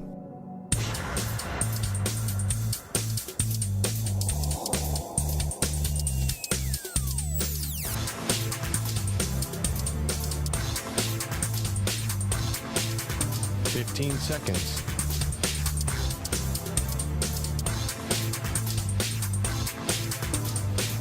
Break ends in 5 seconds.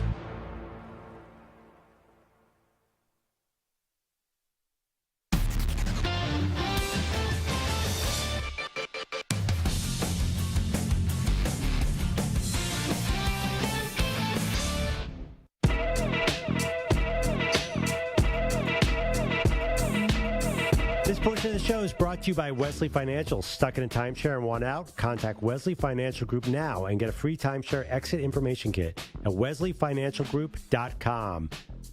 Bad news for Cowboys. Trayvon Diggs is reportedly out for the season with a torn ACL, the star cornerback.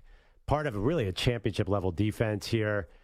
Again, maybe I'm being naive, but I just think that pass rush has been so ferocious that they can make up for a lot of it on the back end. They can sign a veteran somewhere. They got Stephon Gilmore in the offseason. Yep. I'm not writing off the Cowboys by any means because of this injury. No, neither would I. It's just such a bummer on a lot of fronts. First of all, just because, you never want to see someone get hurt. He'd only missed one game in the last 2 years. This wasn't a guy who had any kind of big injury history. He had just signed a 5-year, $97 million deal with like $40 million of it guaranteed. And now, all of a sudden, he's going to be out for the season. Just a bummer all the way around. This is a defense that's ranked number 1 through 2 weeks of the season. Yeah, this is on the heels of Aaron Rodgers and like just a lot of injuries. We're watching tonight. There's going to be no Saquon Barkley with the Giants.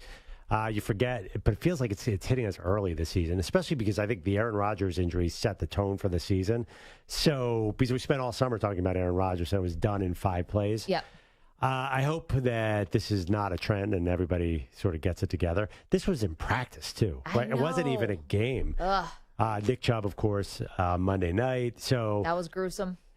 Yeah, this is not good, but the Cowboys are by no means done, especially in a weird NFC this year. I mean, listen, I don't know if the Super Bowl odds change at all, just even a tweak. I think the Cowboys are 3rd right now. Probably not, because I do think they have some depth, but you're trying to replace someone who's having an awesome season so far. They are not 3rd. I think they're 3rd or 4th. Where I just had the Super Bowl odds up. Okay, they coming into tonight's game, which they're going to win, obviously. Oh, no, coming into this weekend, they're 3rd. Goes Niners 1, Chiefs 2, Cowboys 3. Yeah, I think that's about right. And to be honest, Chiefs going a little on reputation. They haven't looked great this year. Yeah, I know, but still. You think the Eagles should be there? No, I think the Chiefs should be number 1. They're defending champions. They're 1-1 with no Travis Kelce. I don't know. That's a lot of faith in the Niners. Well, I mean, the Niners, unfortunately, their history. Yeah, exactly. You're kind of waiting. But anyway, Niners play tonight against Manny's New York Giants. Manny's keeping the faith alive. We're there with you in spirit. Let's go to the phones. You sound really happy. Patrick is in Washington, has a thought. Hey, Patrick, what's up? I just got a question, please.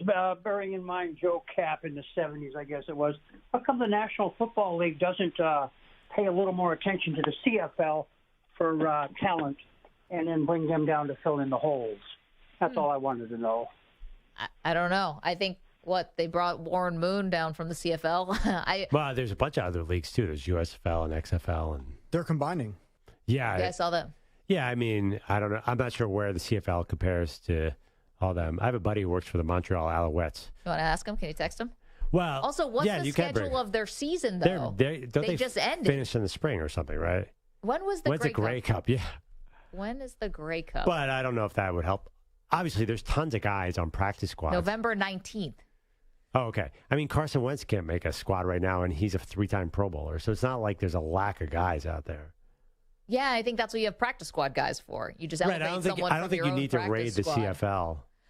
Have we been getting an uptick in CFL calls lately? I don't know. By the way, you definitely date yourself with a Joe Cap reference. I thought I was dating myself with the Warren Moon.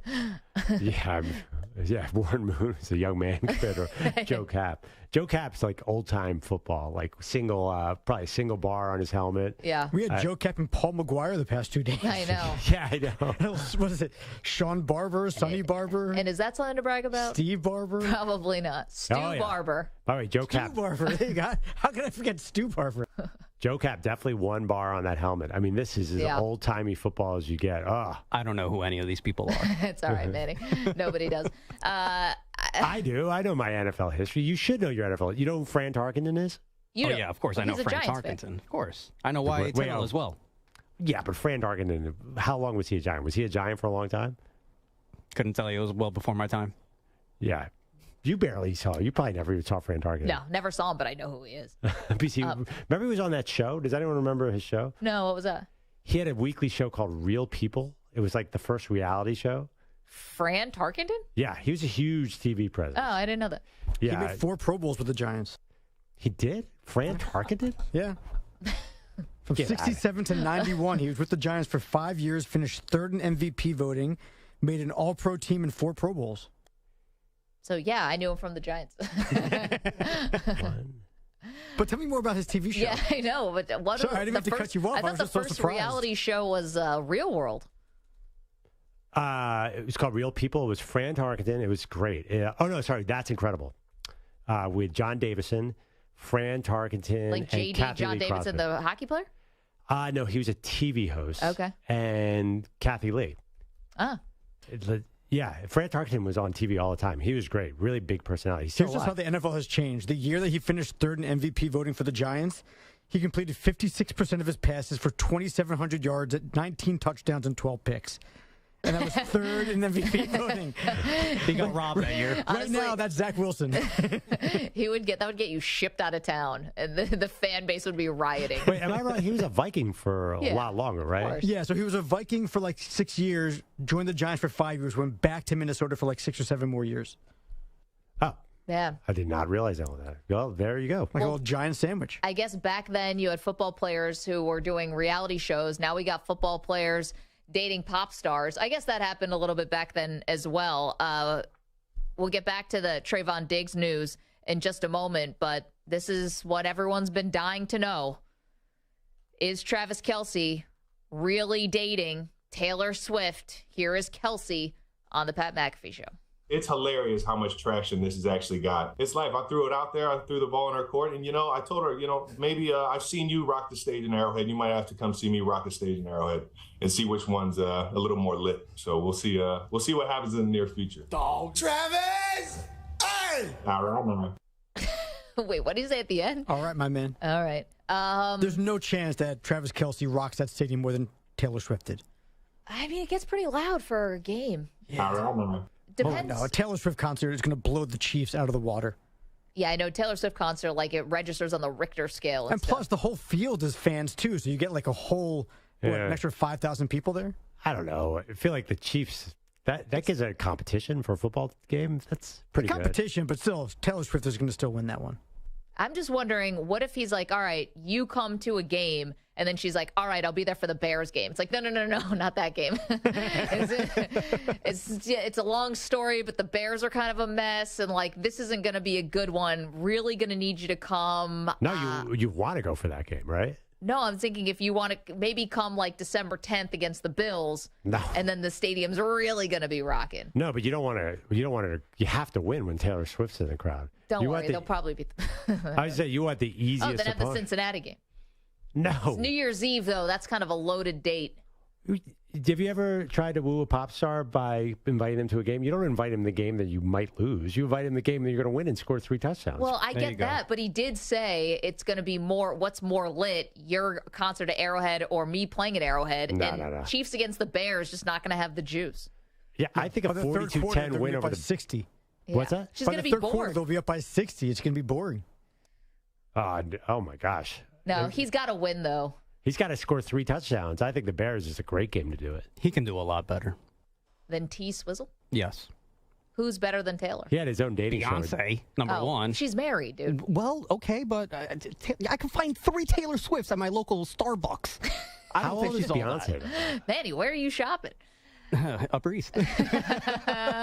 Fancy neighborhood. How old do you think Beyonce is? I'm not sure that's... She's in her 40s. Okay. I don't know. Oh, Beyonce. Beyonce. No, Beyonce could be number one in terms of beauty, but she's taken, and I'm not trying to mess with Jay-Z. I don't want that smoke. Well, I mean, Jay-Z also isn't the best husband, but I digress. Well, she's 10 years old. We all saw what happened in the elevator. 10 years older than Travis Kelce. You think so? I don't know. I would shoot my shot. Age doesn't matter. Age doesn't matter in Hollywood. Maddie would shoot a shot with Beyonce. You know what would happen? Her security guard might shoot you back. Shoot or shoot. Thank you, Steph Curry. I know. I love how guys think that they will have a shot with these people. Well, yeah. I mean, if you're an all-pro tight end, maybe you have a shot. I think there's a reason she has not dated athletes before. I think that if she was interested in that, I know it's about the person, not about the profession. You are more than what your job is, but... No, first of all, I disagree with that. There's certain stars who date athletes and certain stars who don't. Right. So, But she's not one of them. She's never dated an athlete. Absolutely. But I was thinking about something like if you're Taylor Swift and you want to hook up with Travis Kelce, you have to think Travis Kelce has hooked up with a lot of women over the years because he's been a pro athlete. Yeah, but that would be a red flag. But that wouldn't scare her away because she dated a lot of musicians who have also dated a lot of women. So I think this could happen. I don't think she's scared away by other stars. Yeah, by the fact that he had a reality dating show just based around him.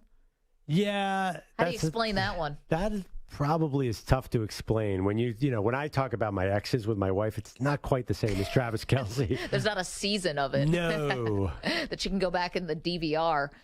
Chris is our buddy in Texas, wants to weigh in.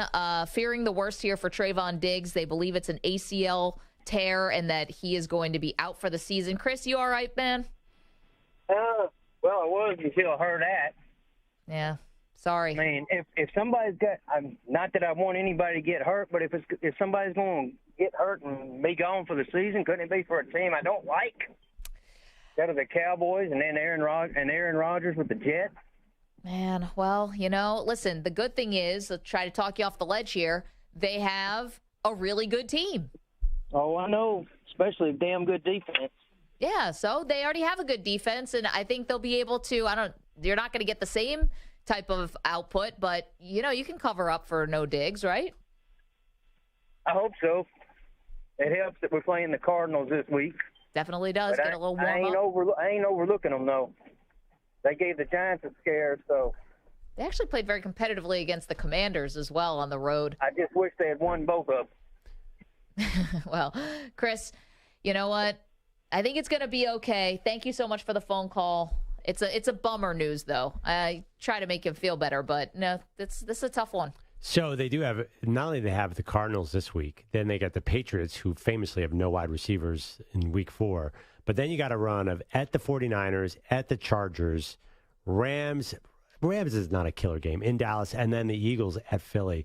So I think if you're going to make that trade, you got to think about doing it soon to get somebody in there because you have a hard stretch. Michael is on Long Island. Michael, how are you? Hey, how's it going? Going great. So I was gonna call about the Giants, but if we're talking about hardships, I'm a Jets fan, and when Aaron Rodgers went down in 4 plays, all I could do was legit crack up. But I got kind of hyped because I thought it was Wilson time. I thought it was the perfect story, and I'm scared that I'm wrong. Michael, what gave you the first clue? Well, I actually met him once at a Yankees game, and he I was trying to tell him you got to protect your O-line like they're protecting you, and he just wrote me off like a nothing. And I was like, yo, come on, Wilson, show some love to the fans. Wasn't into that, but he's a young guy. I'm still pulling for him. But, oh, my God, we want Mike White. Wait, just out of curiosity, how can Mike White plays for the Dolphins now? Unfortunately, I wanted to hear I might have known that person. How could Zach Wilson protect his offensive line? I'm not quite sure what he meant by that. That's good advice. It doesn't make any sense whatsoever. Get the ball out fast. I'm not really sure. Like cover up for their deficiencies, probably. I think is what he meant. What? Get the ball out fast. You can overcome their deficiencies. You sort of mask their deficiencies. Yeah, but do you really want, having watched Zach Wilson, do you want him stepping, a three-step drop and getting rid of the ball? Like, I feel like he'd make the wrong decision. I feel like he'd throw it right into the linebacker's head every time. I think I might have known who that person was. The meeting Zach Wilson at Yankee Stadium, that sounds familiar to me. 855-212-4CBS, like I'd heard that before. 855-212-4227. Okay, more on the Trayvon Diggs injury, the impact of it, the fallout. We want to hear from you, 855-212-4CBS. Also, we do have the Daily Deion coming up in just moments. After this CBS Sports Update, here's Rich Ackerman.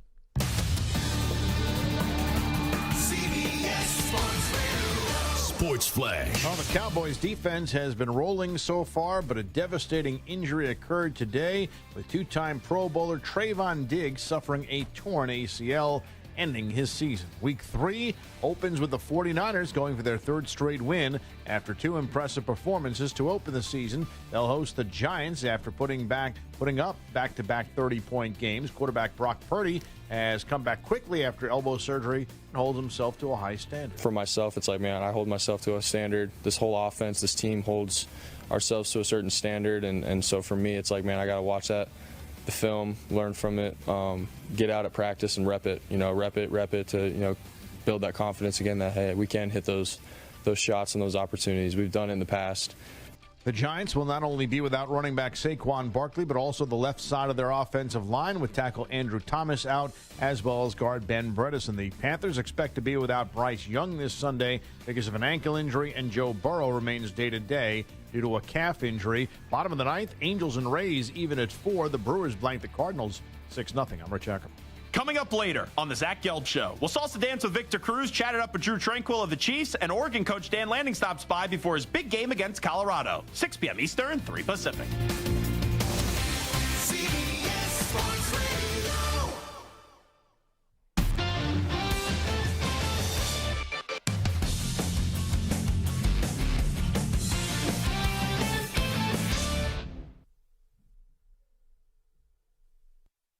You're in a 5-minute break.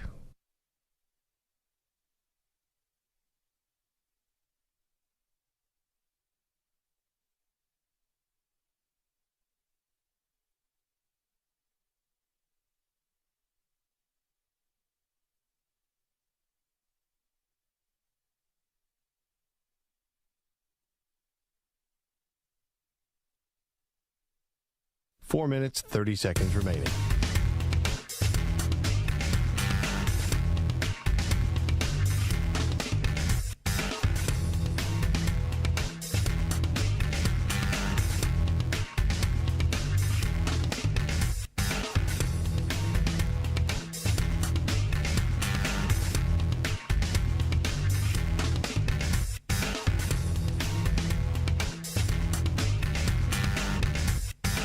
Four minutes remaining.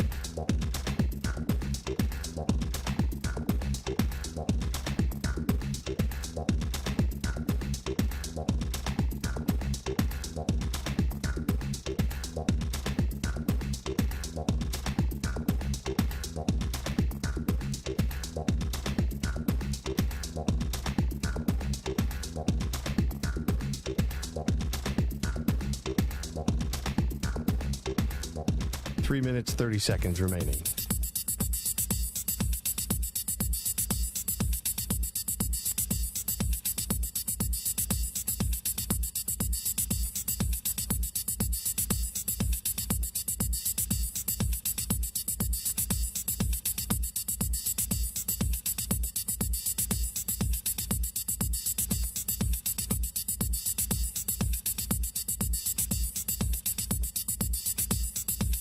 3 minutes remaining.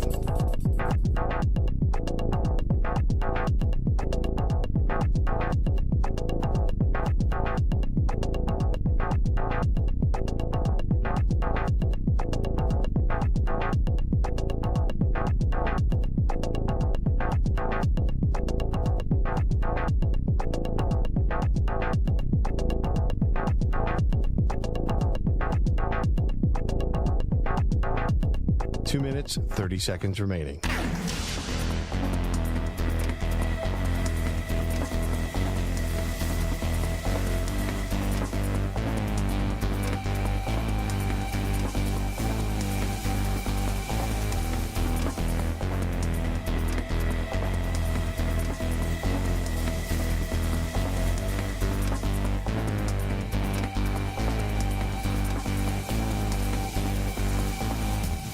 Two minutes remaining.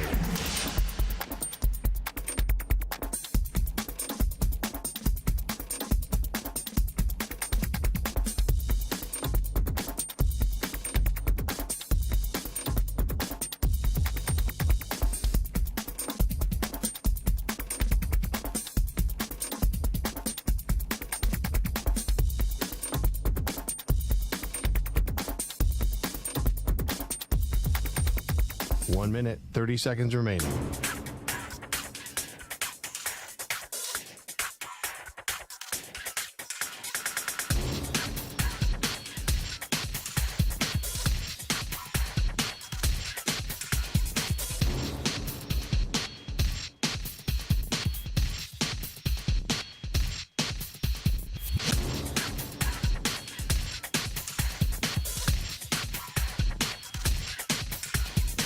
One minute remaining.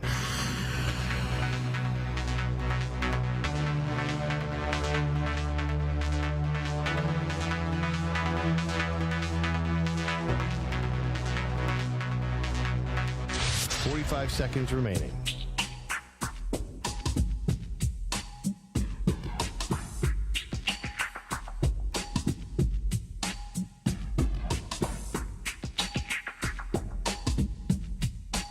Seconds remaining.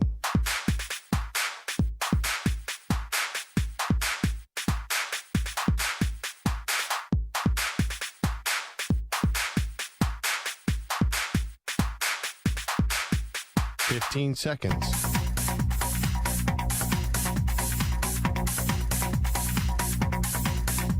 Break ends in 5 seconds.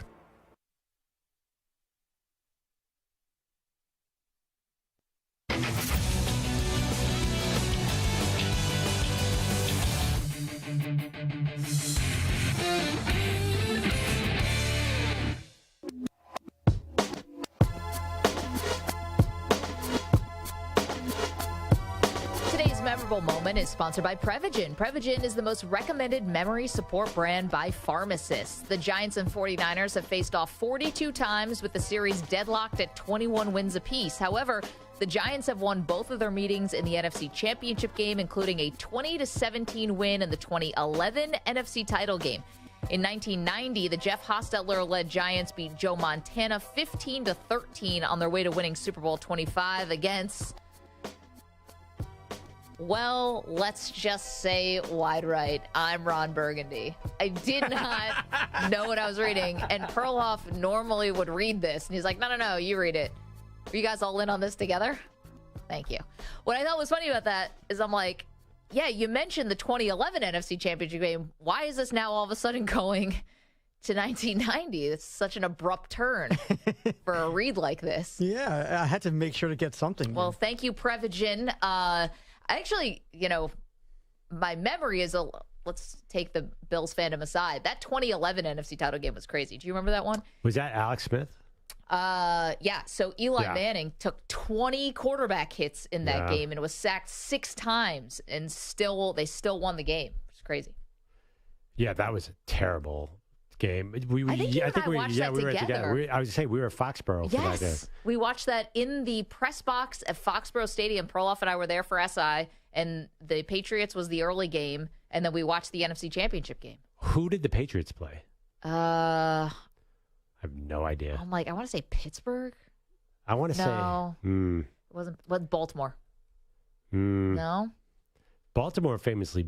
We were at a game where Baltimore beat them. I know, but I think this was the Lee Evans game where they lost, right? It was the Ravens. Yeah.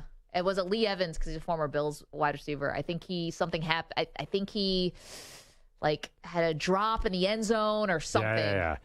Wasn't there a missed field goal as well? Or Yeah, was that another maybe. game? Anyway, I do not think we're going to have a Prevagen read on tonight's game. I think We're not going to want to remember this one? I just wonder, it's such an obvious 10.5 point cover that it's so obvious. I'm not that expert of a gambler, but why is it only 10.5 points? How on earth are they going to keep it within 10 points? I think there's maybe a thought that perhaps the 49ers might pull some starters, something like that. And we know that Daniel Jones is going to play to the bitter end because Brian Daboll had him in the fourth quarter against the Cowboys when he had already taken out 2 tackles and still had his $90 million man in the game. I mean, Cowboys are 12.5 and the 12.5 point favorites over the Cardinals. And the Chiefs are 12.5 point favorites in their game over the Bears. So, why would this be 10.5? This could be the worst blowout of the week. I want to make a side bet on that. Unless I'm dead wrong. Worst blowout of the week? I think we got some, as you just mentioned, there's pretty big spreads this week. I think the Bears are going to be galvanized by everything and find a way to lose by 9. What if Taylor Swift's there? Yeah, well, can you tell me is Taylor going to be there? And is also, she worth 1.5 points on the spread? The Cardinals are spicy. They like to keep it close, then blow it at the end. That's their thing. Protect that pick. I think that's really the Chargers thing, but yeah, they seem to be related franchises. But no, tonight, I'm telling you, I'm going to commit to this. I know it's for my job. I'm not watching it down on this. Yeah, but now if we make a bet that you think this is going to be the biggest blowout of the weekend, don't you want to see a little of what it looks like? Nope. I don't know if I want to take that bet. No, I have a feel. You know what? I do feel like it could be Giants, if they're smart, hand the ball off every single time. They do not let Nick Bosa go to town on them. Just try and slow the pace. Why do you want to watch that? Just because it's an NFL game? Yeah, because it's on. And I'd rather watch that than I've got nothing else to watch right now. There's nothing else on TV when football exists. Let's get to the Daily Deion. Daily? Do you believe that? Deion. You believe that? All right, we keep you updated on all things Deion in Colorado. Big game against Oregon. My Ducks, my adopted Ducks, this Saturday. Here was Deion. He was doing a sit-down with our pal, Taylor Rooks. She was asked about people who believe this is just a fleeting moment, their success in Colorado. Moments that has consistency translates into monuments. That's another one that was so good. I just had to think about that. When I said it, I saw it. God, that was good. Let me see if I can say that again. Please do. Moments that are consistent translates into monuments. And I'm a monument, not a moment. Oh. Who said it, though? Do we get to give credit to who came up with this? I think he just came up with that on the spot. No. I think he said, when I heard it, I liked it. No? All right. Well, whatever. Yeah, who cares? Okay. Deion's a monument. How many not a moment. Yeah. I'll give it a B for a Deion quote. Or maybe a B+, but he's kind of raised the bar on saying things. What, like it's personal?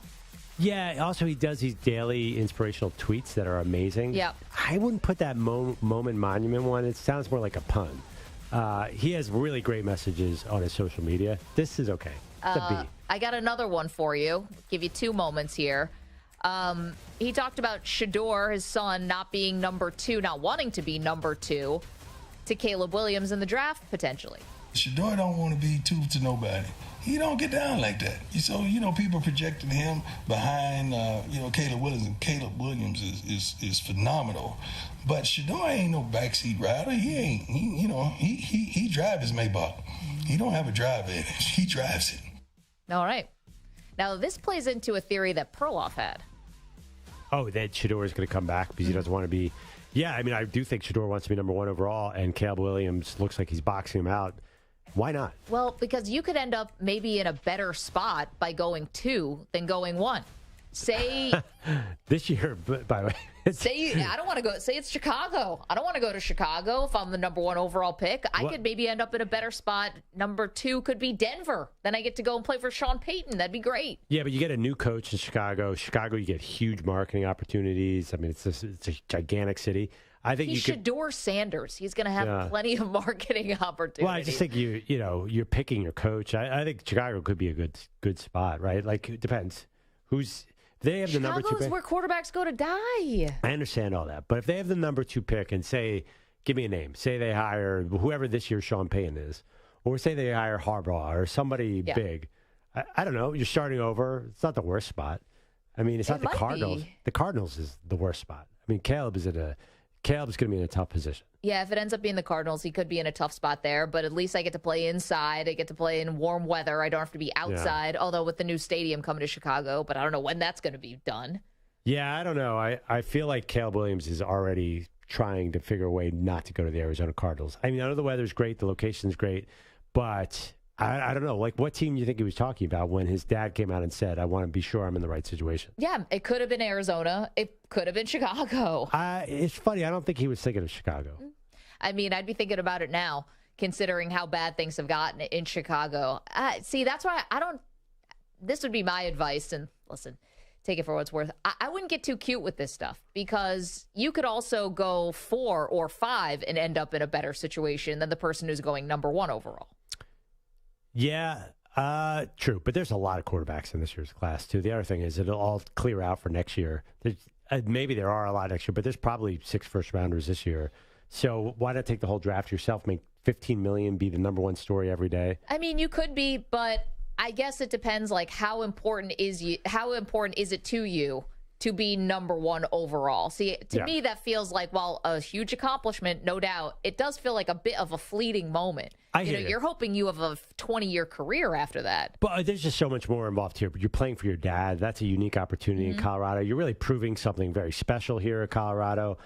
You're making all this NIL money. I think Shedeur Sanders is in a very unique situation. First of all, he never has to worry about money anyway. His dad is Deion Sanders, so he could take a risk. It's a little bit like Eli. Eli was very specific. Wouldn't go to San Diego. Wouldn't go to San Diego. So I think Shedeur should be like, look at this year's draft. Here's Kuiper's top 10 quarterbacks: Caleb Williams, Drake May, Shedeur Sanders, Quinn Ewers, Riley Leonard, Bo Nix, Joe Milton, J.J. McCarthy, Michael Penix. Michael Penix is number 9. Yeah, wow. And that guy's throwing for 400 yards a game and 5 touchdowns a game.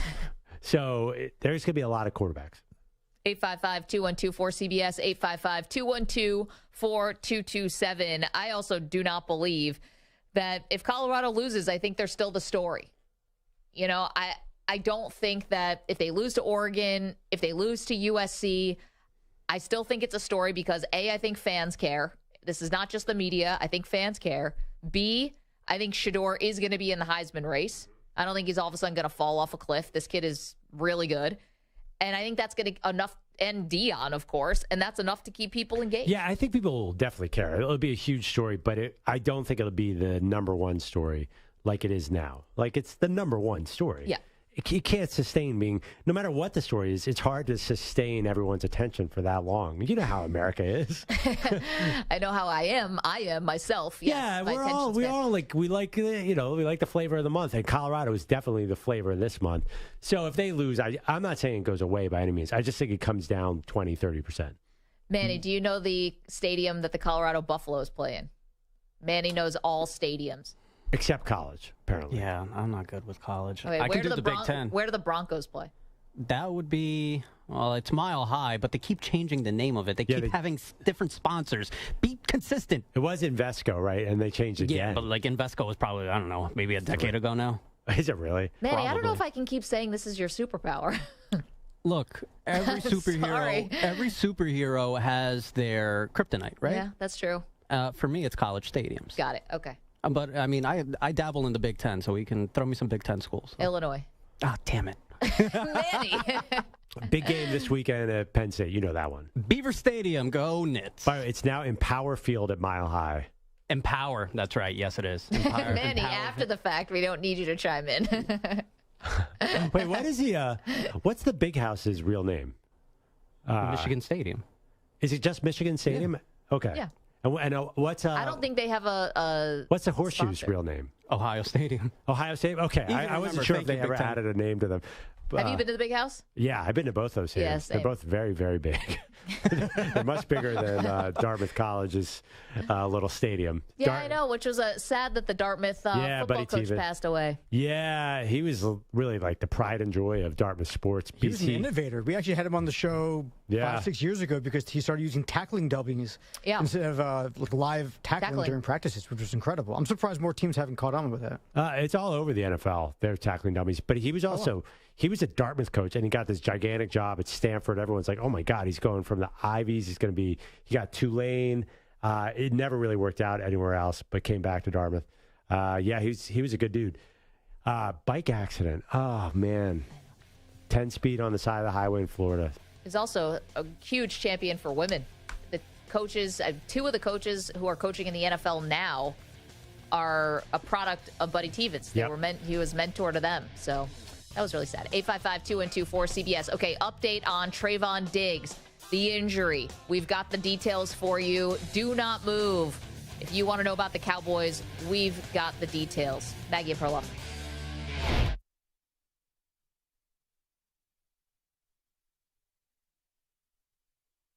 You're in a 5-minute break.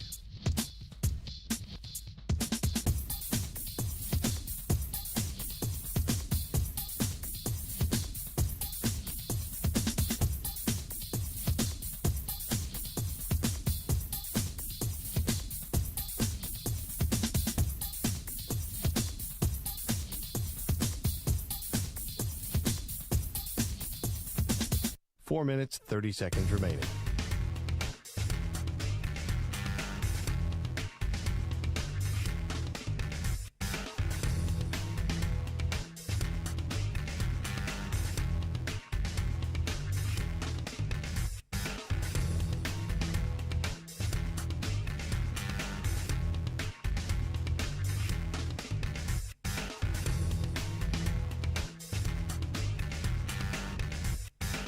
Four minutes remaining.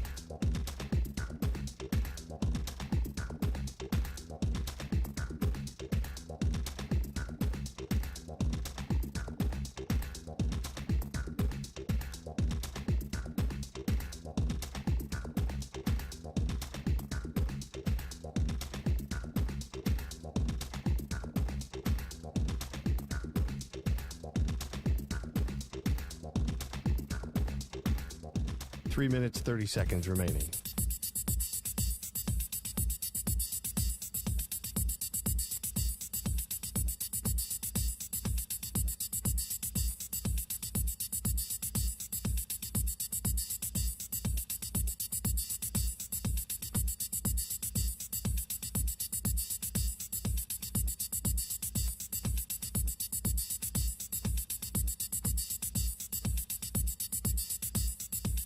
Three minutes remaining.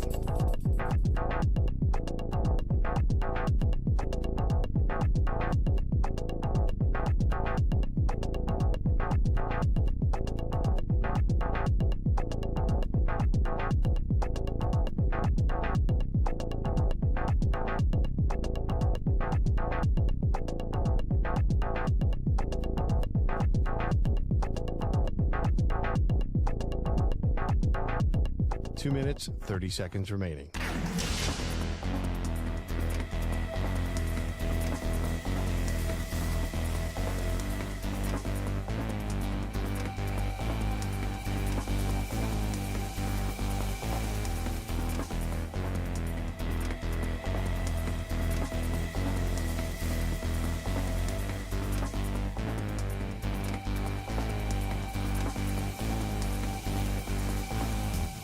Two minutes remaining.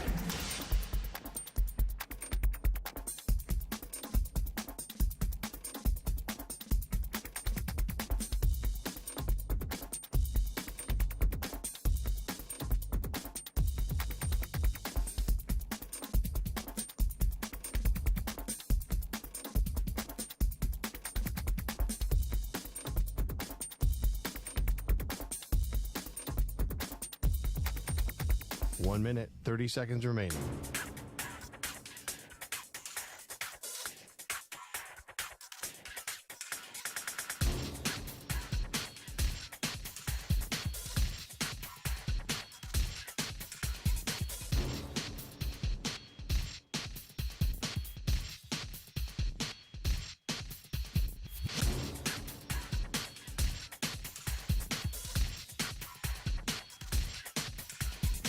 1 minute remaining.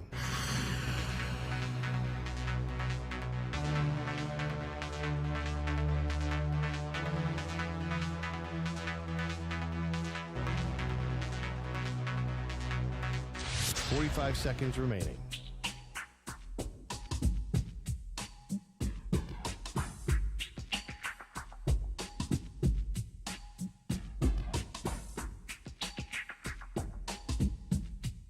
$30 seconds remaining.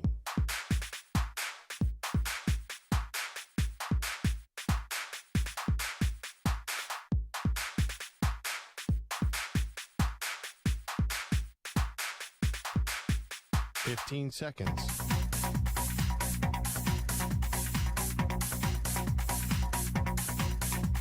Break ends in 5 seconds.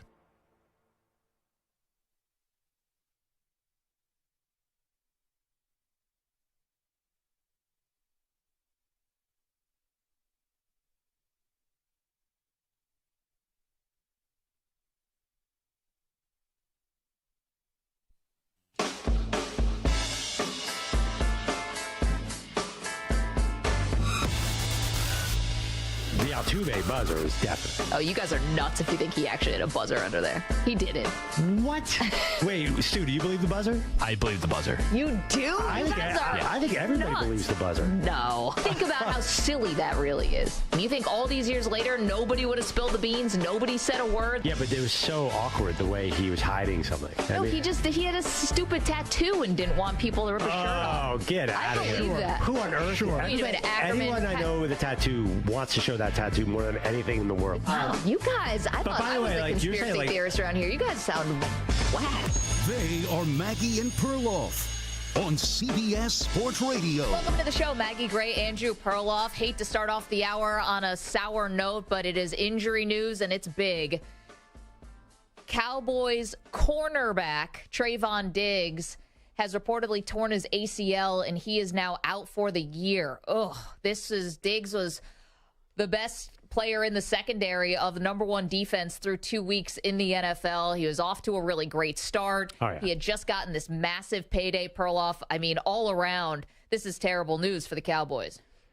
It is. I think they can survive it, but it's just kind of a bummer because the other thing about him, too, is remember a couple years ago he had 11 picks. Like, he makes plays, and you have every opportunity to do that because of the pass rush. They were really shaping up to be kind of like an 85 Bear. We're throwing that term out too easily. Yeah. Just a dominant defense, and their schedule is pretty bad, which would have helped. The one thing, too, is they really don't see a good receiver until week 6 anyway. So they have a little time to get used to life after Trayvon Diggs. Yeah, yes. And I think they're going to be somewhere. They're going to be 12-5, 13-4 anyway. I'm just saying. Yes, no, they're a good team. They're going to have a good record. The question is, what happens in the playoffs? Listen, what happens in the I'm already at that what happens in the playoff stage with the Cowboys. I'm ready to go. And we're not even in October yet. I mean, it's you're right though. There are some teams where they're just not going to be judged on the regular season, and the Dallas Cowboys are one of them. But I picked the Dallas Cowboys to win the Super Bowl. I picked them over the Jacksonville Jaguars, and I'm still feeling good about I'm still feeling pretty good about that pick. Only 2 games into the year. Listen. You know you're going to lose players. Every single team goes through injuries. It's what's your depth like, which I think the Cowboys' depth is pretty good. You have Stephon Gilmore. You have Jordan Lewis. You have other bodies. And listen, you hope you can just stay relatively healthy. I mean, that's generally what this comes down to at the end of the year anyway. Well, I know they're actually missing some offensive linemen as well. I mean, the Cowboys have been hit with some injuries early on. I kind of disagree with you on principle. I think getting to the Super Bowl is about injury luck. I don't think I don't think you can build depth. Some teams just have bad years. Last year the Chargers and the Broncos got completely decimated early in the season. This year the Ravens have had a bunch of injuries. The Broncos are already so deep into the IR, it's ridiculous. So not to mention the Jets, who probably had the biggest injuries still so far. And we haven't even. This is just 2 weeks. There's going to be key injuries throughout the season. Nick Chubb with the Browns. I think the Browns' win expectations have to go down. This one is big. It feels a little different with me. I just feel like there's so many weapons on that defense, such a great defensive coordinator, Dan Quinn, that they're going to be okay. 855-212-4CBS, 855-212-4227. Cowboys fans, you're welcome to weigh in on how you think the season is going to go. Let's head to Michael, who's in Ohio, wants to talk about it. Hey, Michael, how are you? Good. How you guys doing today? Excellent. How you doing? I'm okay. I think this Trayvon Diggs injury is kind of being more blown out of proportion than it actually is, just because of the name. I think a lot of people forget that he did give up more yards and coverage than any other player in the NFL last year. Yeah, he gambles a little bit. He takes some risks. Yeah, he's a gambler. He is. But I honestly think that with the way that the Dallas Cowboys pass rush is this year and Micah Parsons, you can probably put anybody back there because the ball is going to have to come out within a second or less because nobody's stopping Micah Parsons this year. He's the next Lawrence Taylor. Michael, you're absolutely right. While we have you on the phone, what's the temperature in Ohio before the Ohio State-Notre Dame game on Saturday night? Oh, oh man, that one cut deep. I didn't mean to put you on the spot. You know what's funny is I was listening to Joel Klatt. I know he's not CBS, but he made a couple good points that if Ohio State would have played South Florida like Alabama would have this past weekend, Ohio State would have got killed. If Ohio State would have played how Michigan played against Bowling Green this week, was only up by a touchdown, they go in the fourth quarter, Ohio State would have got destroyed.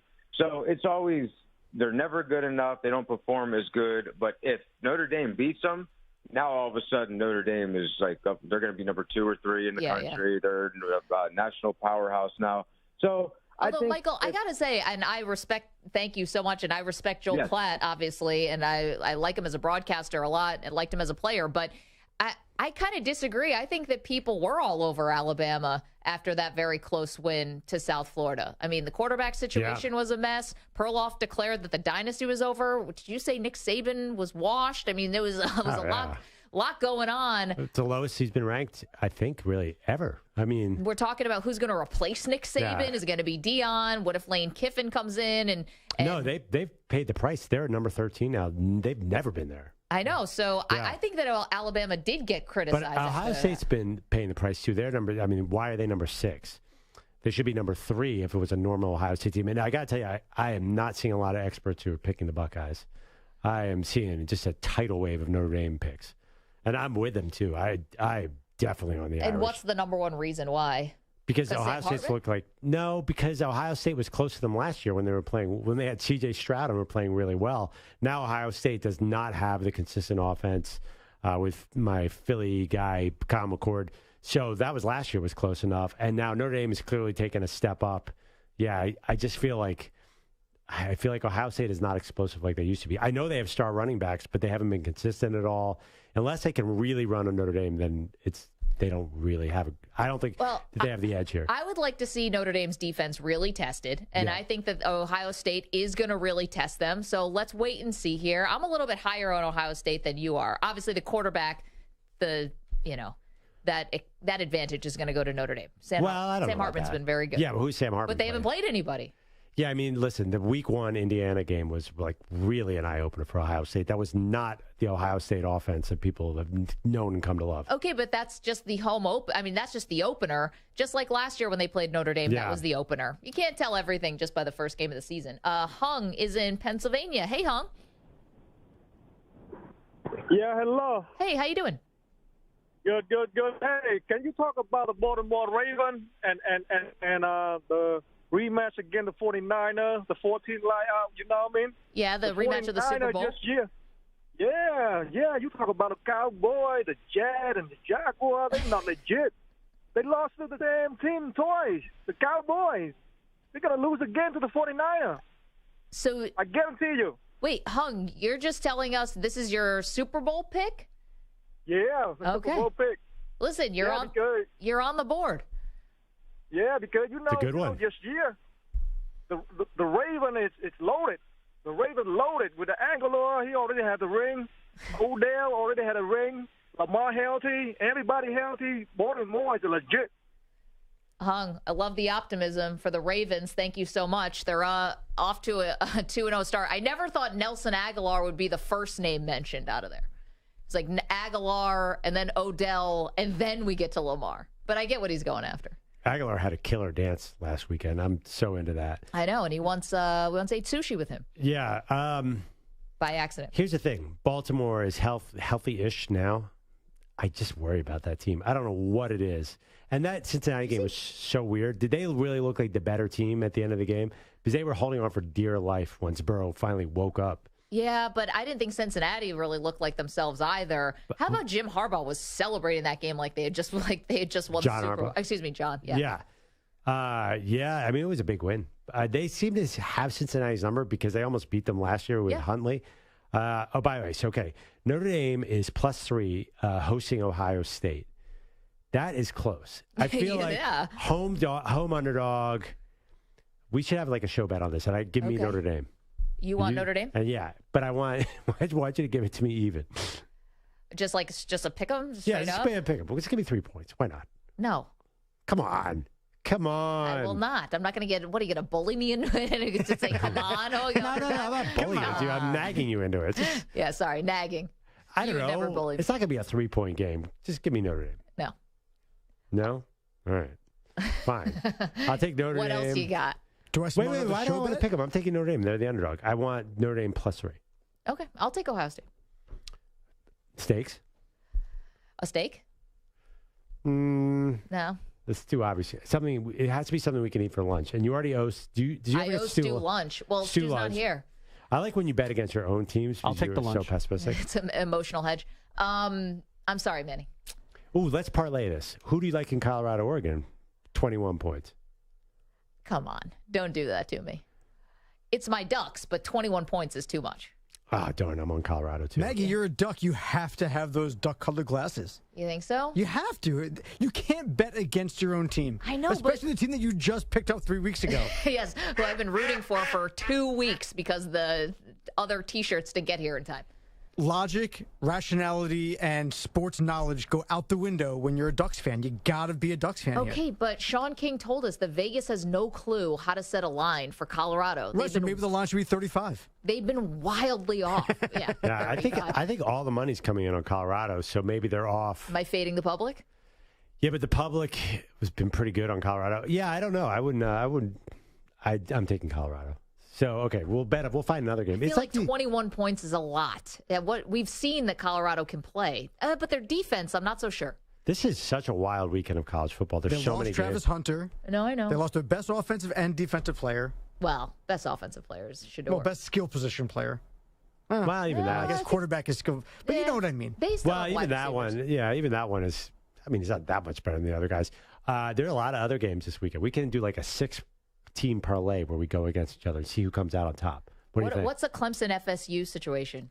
Clemson FSU. All right, hold on. FSU 2.5-point favorites at Clemson. I'll take Clemson. Okay.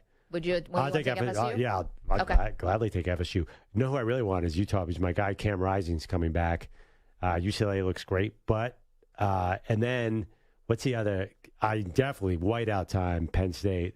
I'll take Penn State over Iowa too. Can you give me them? I'm not taking Iowa. Come on. No. Iowa's great this year. Penn State. Yeah, I know. Perloff's Nittany Lions, Philadelphia's team that we found out about this 5 minutes before the show started. Penn State was the first story on the newspaper in giant print. Penn State wins. I asked our boss, who's just as Philly as you, and he said he's never heard of such a thing. No, Penn State is huge. He just said a lot of people who went to Penn State happen to live in Philadelphia, but it does not mean that's Philly's team. I totally disagree with him on that one. I'll show you the newspaper. All right, we're going to have a gigantic. This is the greatest. By the way, I'm so glad it's raining on Saturday on the East Coast, Maggie. Excuse me? It's raining on Saturday on the East Coast. Yep. Oh my God, we are just going to sit on the couch and watch game after game. We have to have a six-team bet. I'm fashioning it right now because we disagree on all these games. It's going to be amazing. No, not the Iowa Penn State game. You won't give me that? Okay. I'm not giving you that one. Well, we got Florida State Clemson. We got Ohio State Notre Dame. Colorado, Oregon, we're on the same page, so we can't do that one. There's another big one. Alabama, Ole Miss? Yeah, I'll take Ole Miss. +7? Oh, yes, please. Yeah, that feels pretty rich, right? I don't love that. Do we need 3? Can we just do 2? Hell, I'll take Alabama. I don't like that, though. I'm taking that under protest, but I'll do it. But since you have Oregon, you must give me Oregon State -3 at Washington State. That's going to be a great game. That's going to be a good game. The Tupac. The Pac-2. Is that this weekend or is that next weekend? I think that's this week. Yeah, that is wait, I might be a week ahead. Did you go? You scrolled too far. You're in the future No, that's this now. weekend. So, yeah, this could be a fun weekend. And then we have NFL. I can't wait for this. Tonight, I know. You're the one who's not watching Giants 49ers, though, tonight. You Part of it- start it right now. part It of it starts in a is couple hours. I'm so fired up for Colorado, Oregon. Yeah. Like, I just want to watch that. I don't want to watch this game. This is the appetizer game. It's going to be a bad Thursday night. You know Brandon how- Ayuk out for this game, by the way. Yeah, you know how Thursday night was in that slump where every game was sloppy? Yeah, because every game was like Titans-Jags. Yeah, this feels like the matchup, because of the Giants' injuries, just is not going to entertain. Fast forward to Saturday. Let's go. We got 3 bets now, okay? And we have no stakes, though. We'll think of that up in the break. Something duck-related? Oh, man. So much of my life is duck-related. Too much of my... No, not too much. Now, the proper amount. Since you dress up as a duck, can I just ask a random question? Sure. Do you order duck at a restaurant, or do you feel weird about that now? I still order the duck. It's just so good. They put it on those little soft buns with the scallions and the hoisin sauce. Oh, yeah. So good. like a Chinese restaurant? Yeah. Good Peking duck. Oh, okay. Sam Turner, it's like, what are you doing after the show? We should probably head to Chinatown. Let's just make sure, though, that we don't see you eating the duck while wearing the duck costume. That might be a little bit much. It reminds me of one of my favorite Far Side comics. Do you guys remember the Far Side? The comics in the newspaper? Of course. Was 2 cows, and one had like an apron on, and was at the grill. Oh, I and love the other those, yeah. cows next to him just going, "You're sick." And they always had good names, like, "You're sick, Carl." Yeah, right. Yeah. It's always go. Wait, Peking duck, what is this sandwich thing? I back up here a second. I don't really know this bao thing. bun, like those little soft, sticky bao buns. Yeah, I thought that was often pork inside the bao bun. No, it's duck. Well, no, it can be pork. You can do pork Sure, also. but when you get Peking duck, they usually serve it with some sort, It's like either like a Because isn't Mushu Peking duck? pancake or Isn't a Peking duck like the big duck? That it's like hanging in the window. yeah, usually. Yeah, and then yeah, they yeah. slice it off. Yeah. I never got it with the buns. And they usually like bring it over in a cart. Like, Quack, first of all, quack. the bun is like a cloud. Yes. Like I want it as a pillow. Yeah, if I could fly and eat clouds, that's what I'd imagine they taste like. Yeah, so good. It's like perfect combo. Now I'm hungry. 855-212-4CBS. Duck on duck crime. Sorry. Don't tell anybody. 855-212-4227. All right, coming back. Again, more details on the Trayvon Diggs injury, and we've got an interesting idea for college football. I liked this one. Perloff hates it. We'll get to all that in a moment, right after this. This show is sponsored in part by BetterHelp. Do you ever find that just as you're trying to fall asleep, your brain suddenly won't stop talking? Do your thoughts start racing right before bed or at other inopportune moments? It turns out one great way to make those racing thoughts go away is to talk them through. Therapy gives you a place to do that so you can get out of your negative thought cycles and find some mental and emotional peace. You know, we've all been through some unpredictable times over the past few years, and it's not a sign of weakness to ask for help. If you're thinking of starting therapy, give BetterHelp a try. It's entirely online, designed to be convenient, flexible, and suited to your schedule. Just fill out a brief questionnaire to get matched with a licensed therapist and switch therapists at any time for no additional charge. Get a break from your thoughts with BetterHelp. Visit BetterHelp.com /MNP today to get 10% off your first month. That's BetterHelp, HELP.com /MNP.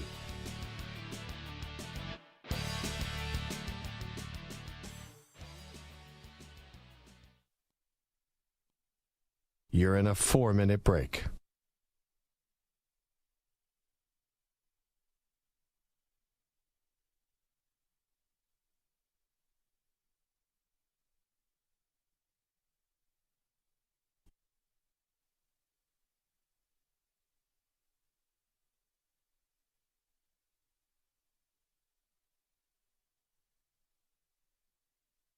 Three minutes, 30 seconds remaining.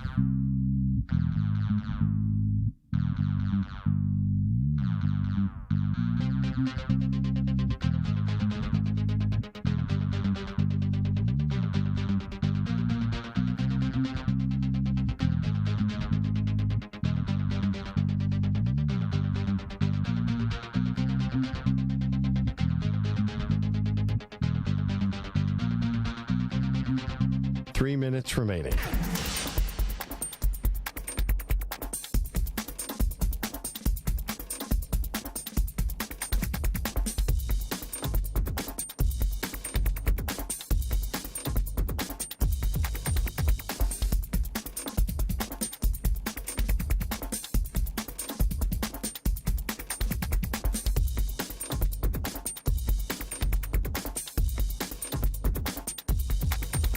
2 minutes, 30 seconds remaining.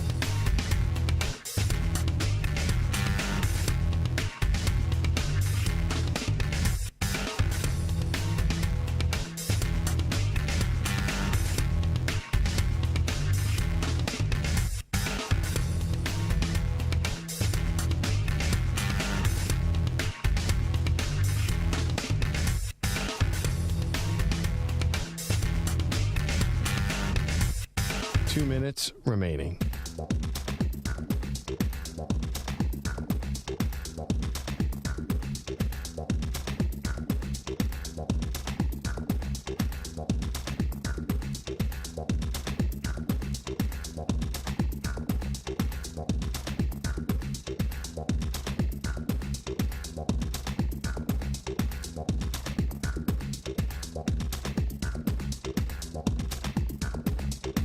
One minute, 30 seconds remaining.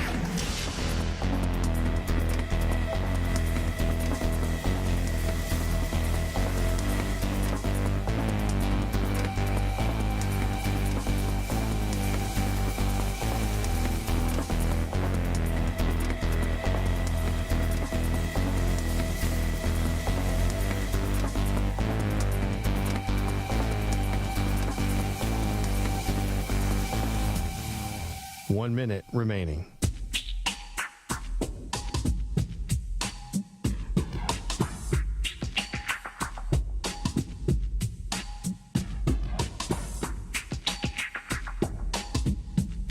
Forty-five seconds remaining.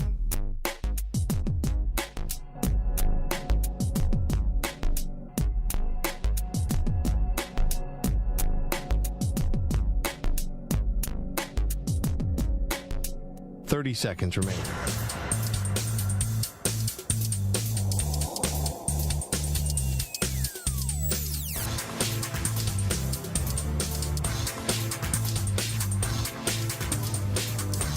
Fifteen seconds.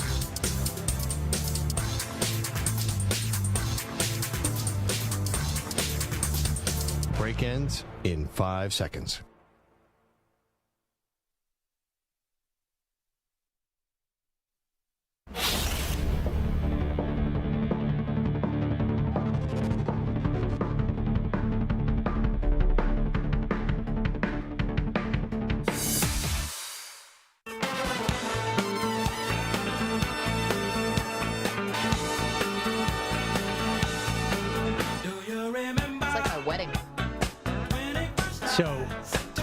Magic Johnson was at Earth, Wind & Fire concert the other day, jamming out to this. All right, you can stream the NFL on Westwood One for free, sponsored by AutoZone. All season long, you can listen to every Westwood One broadcast of the NFL live on the NFL app by asking Alexa to open Westwood One Sports, or on the Odyssey app. Get in the zone, AutoZone. The free AutoZone Fix Finder service can help you find a fix for free.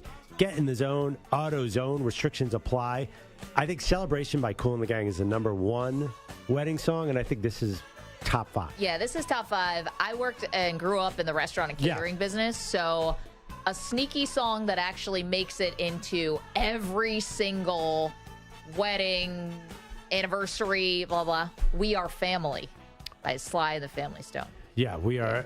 That one gets in all the time. Family. Yeah. That's a good one. But I didn't say I Celebration, loved it. Is Celebration #1? Oh, I love We Are Family. I've just heard it a lot. I've heard them all a lot. I've heard, obviously the YMCA. I've heard Play That Funky Music, White Boy. Yeah, We Are Family's not Sly and the Family. Oh, I'm so sorry. It's Sister Sledge. Sister Sledge, sorry. Yeah. Sly, yeah.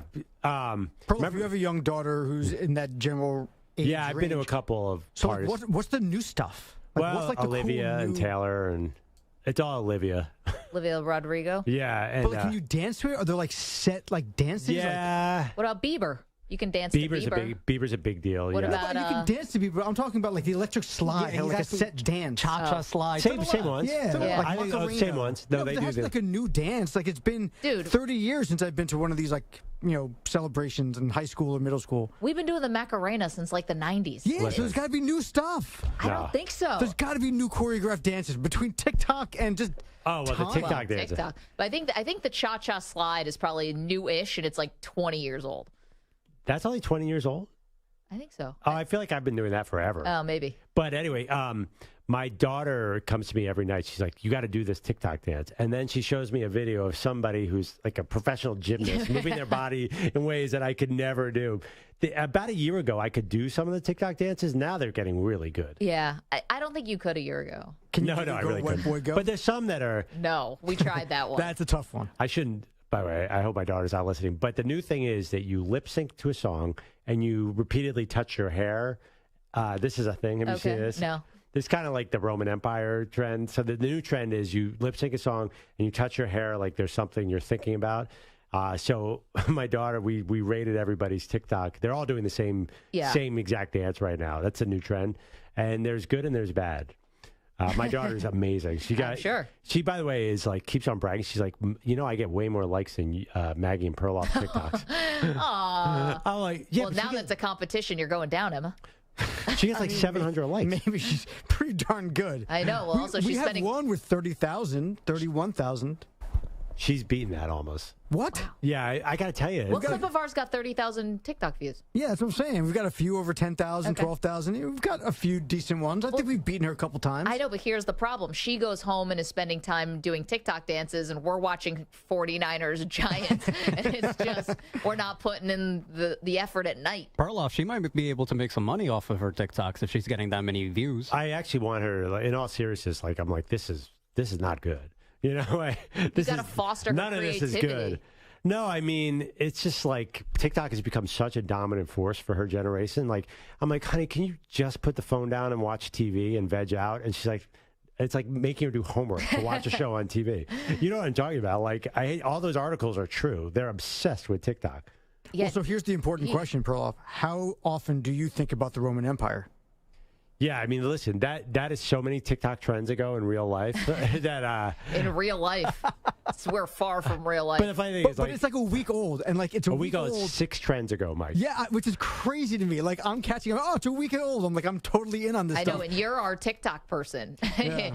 and you're a week old I'm on also the trends. 80. You know how I knew that was You're perfect for the job. I read the Sunday Times actually had an article on the Roman Empire trend. I'm like, if the New York Times catches hold of it, then it is way old. So there's something else going on. Here's the question though, like, were you buying it? Like it was all these a bit, guys right? saying what? It was all a bit, right? It had to be, right? Definitely. I mean, I've thought about the Roman Empire once in a while, but like I'm not thinking about it on a daily basis. For people who might not be super plugged into social media, this was a trend that said that men often think about the Roman Empire. Right, so their wives, girlfriends, sisters, whatever would walk up. How often do you think about the Roman Empire? And the guy, without flinching, would just be like, I don't know, twice a week? 3 times a week? Why? Why do you ask? As if it was like a crazy thing to even assume that he's not thinking about it. Right. It was obviously some silly trend. I didn't know about this trend, and my girlfriend texted me about a week ago asking me about how often do I think about the Roman Empire, and I straight up told her I haven't thought about them since about world history, 9th grade. I didn't understand the trend, and I'm the youngest one in this room. Just as there's a lot of sports, like a lot of athletes are getting asked this question too over the last 2 weeks. I saw Daniel Jones talking about the Roman Empire the other day. I'm like, dude, if I were you, I would stop thinking about them and start thinking about the San Francisco 49ers. Yeah, maybe think about Nick Bosa and is he do Julius Caesar right up in your grill. Yeah, seriously, people grow up. Stop focusing on TikTok. Start focusing on Travis Kelce and Taylor Swift. Yeah, I know. Like we need to get to the bottom of this and read between the lines. By the way, I'm sorry. I know we have things to get to. They're not dating, right? Nothing's going on here because Travis Kelce's speaking about it openly today.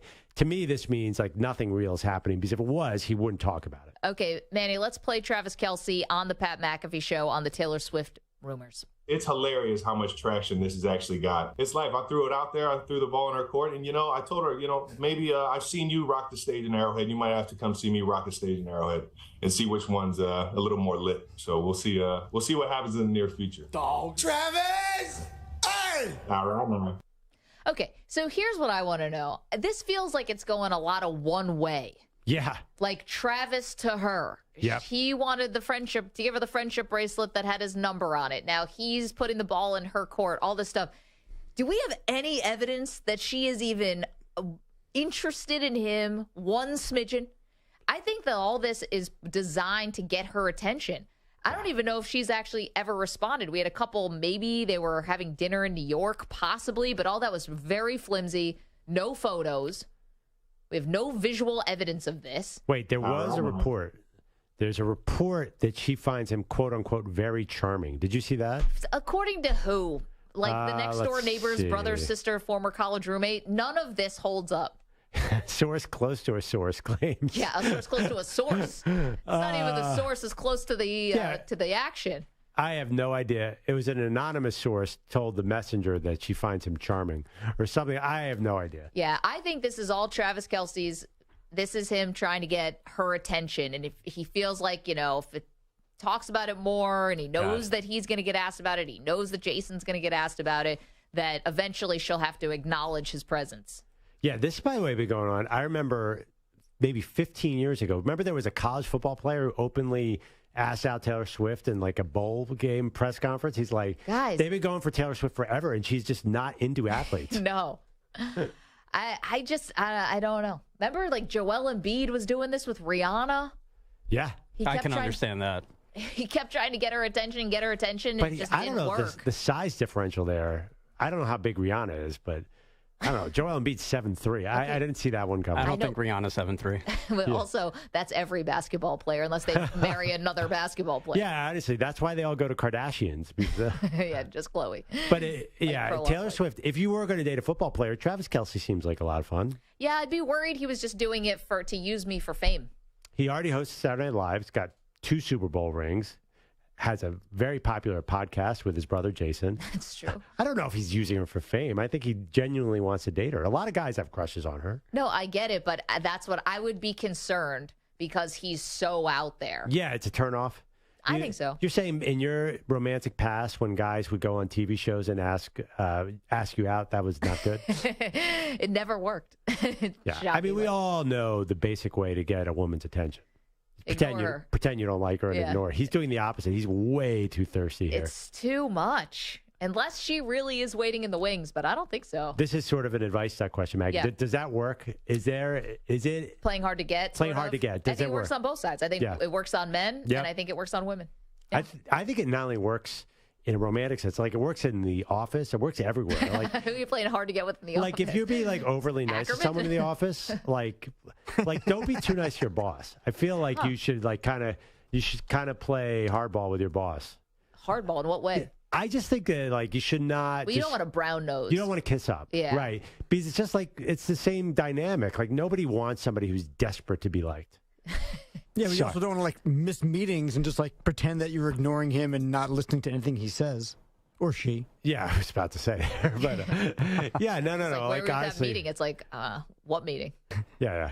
I'm sorry. I had better things to do than speak with you, sir. I was out with the head of ESPN. I'm sorry. Yeah. No, my boss was at the water cooler the other day. I shoved him out of the way so I could put my cup in there and screamed obscenities at him. I got a promotion.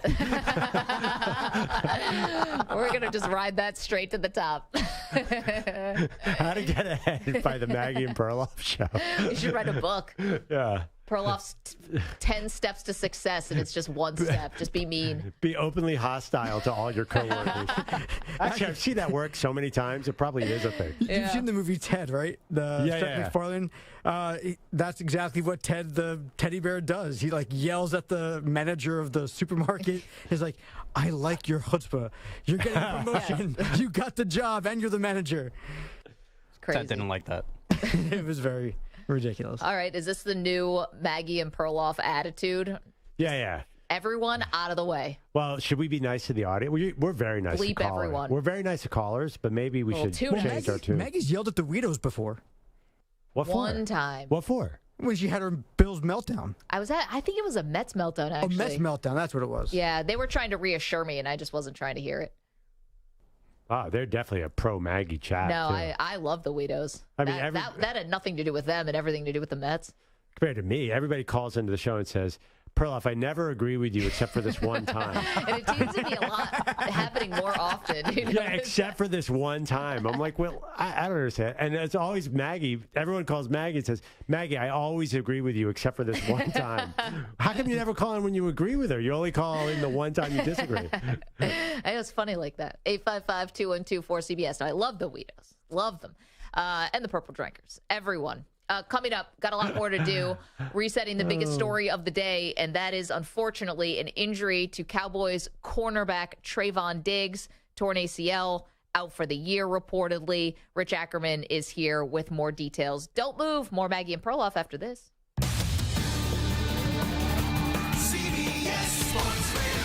Sports Flash. Well, the injury suffered at practice this week, and it takes away one of the best in the game. Two-time Pro Bowler is now done for the season, with MRIs confirming that Trayvon Diggs suffered a torn ACL. Week 3 opens tonight with the 49ers hosting the Giants. San Francisco is unbeaten through its first 2 games, while the Giants needed an historic comeback to avoid an 0-2 start. However, all is not well. Saquon Barkley is out with an ankle injury. Left tackle Andrew Thomas misses his second straight game with a hamstring injury, leaving second-year tackle Evan Neal to deal with Nick Bosa.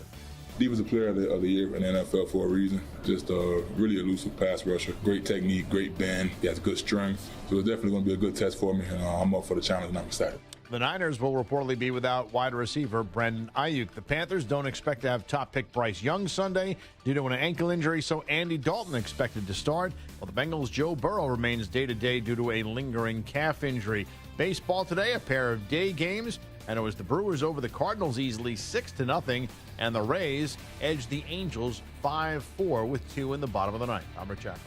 Jim Rome here at Friday in the Jungle. Oregon head football coach Dan Lanning and former NFLer Spice Adams, plus the week that was. Friday, 12 noon Eastern, 9 Pacific. CBS Sports Radio.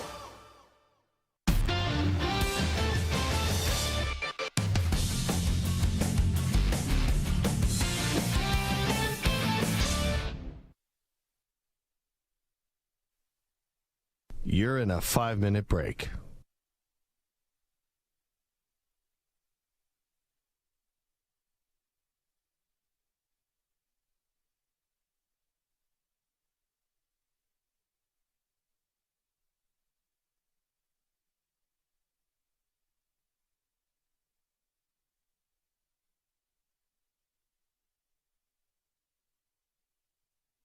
Four minutes, 30 seconds remaining.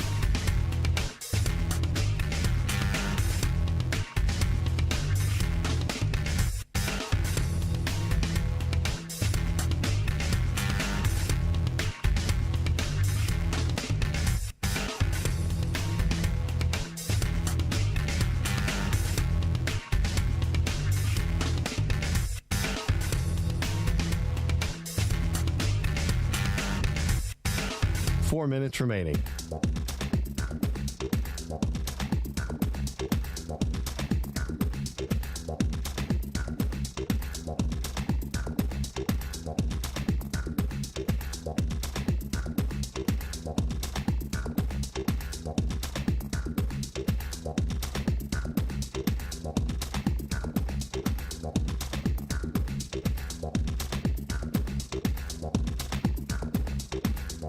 Three minutes, 30 seconds remaining.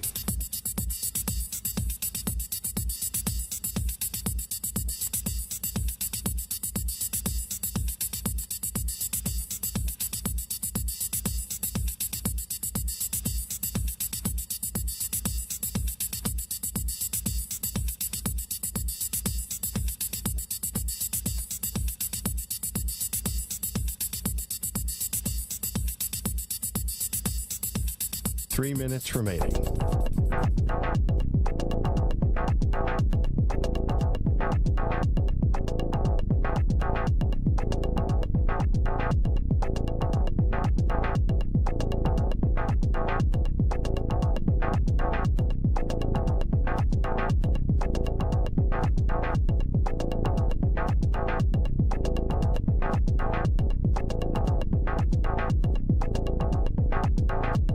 Two minutes, 30 seconds remaining.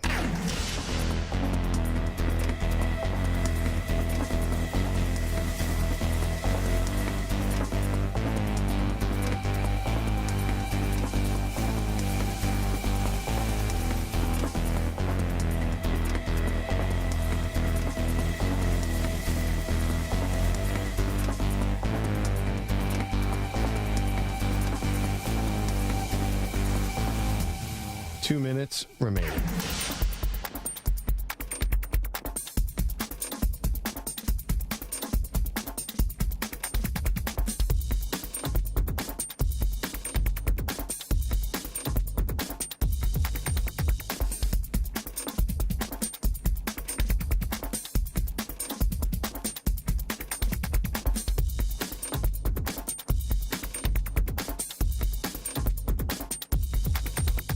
1 minute, 30 seconds remaining.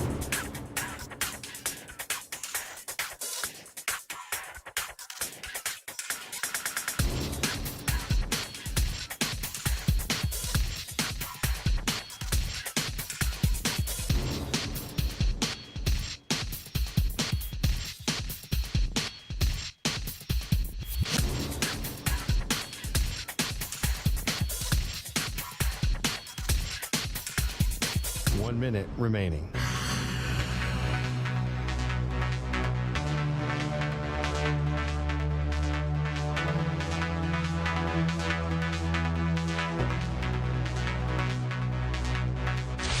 Five seconds remaining.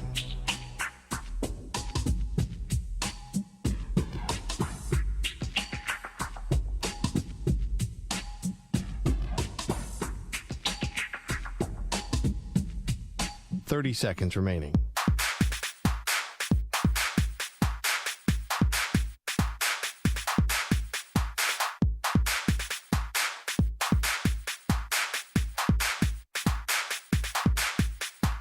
Seconds.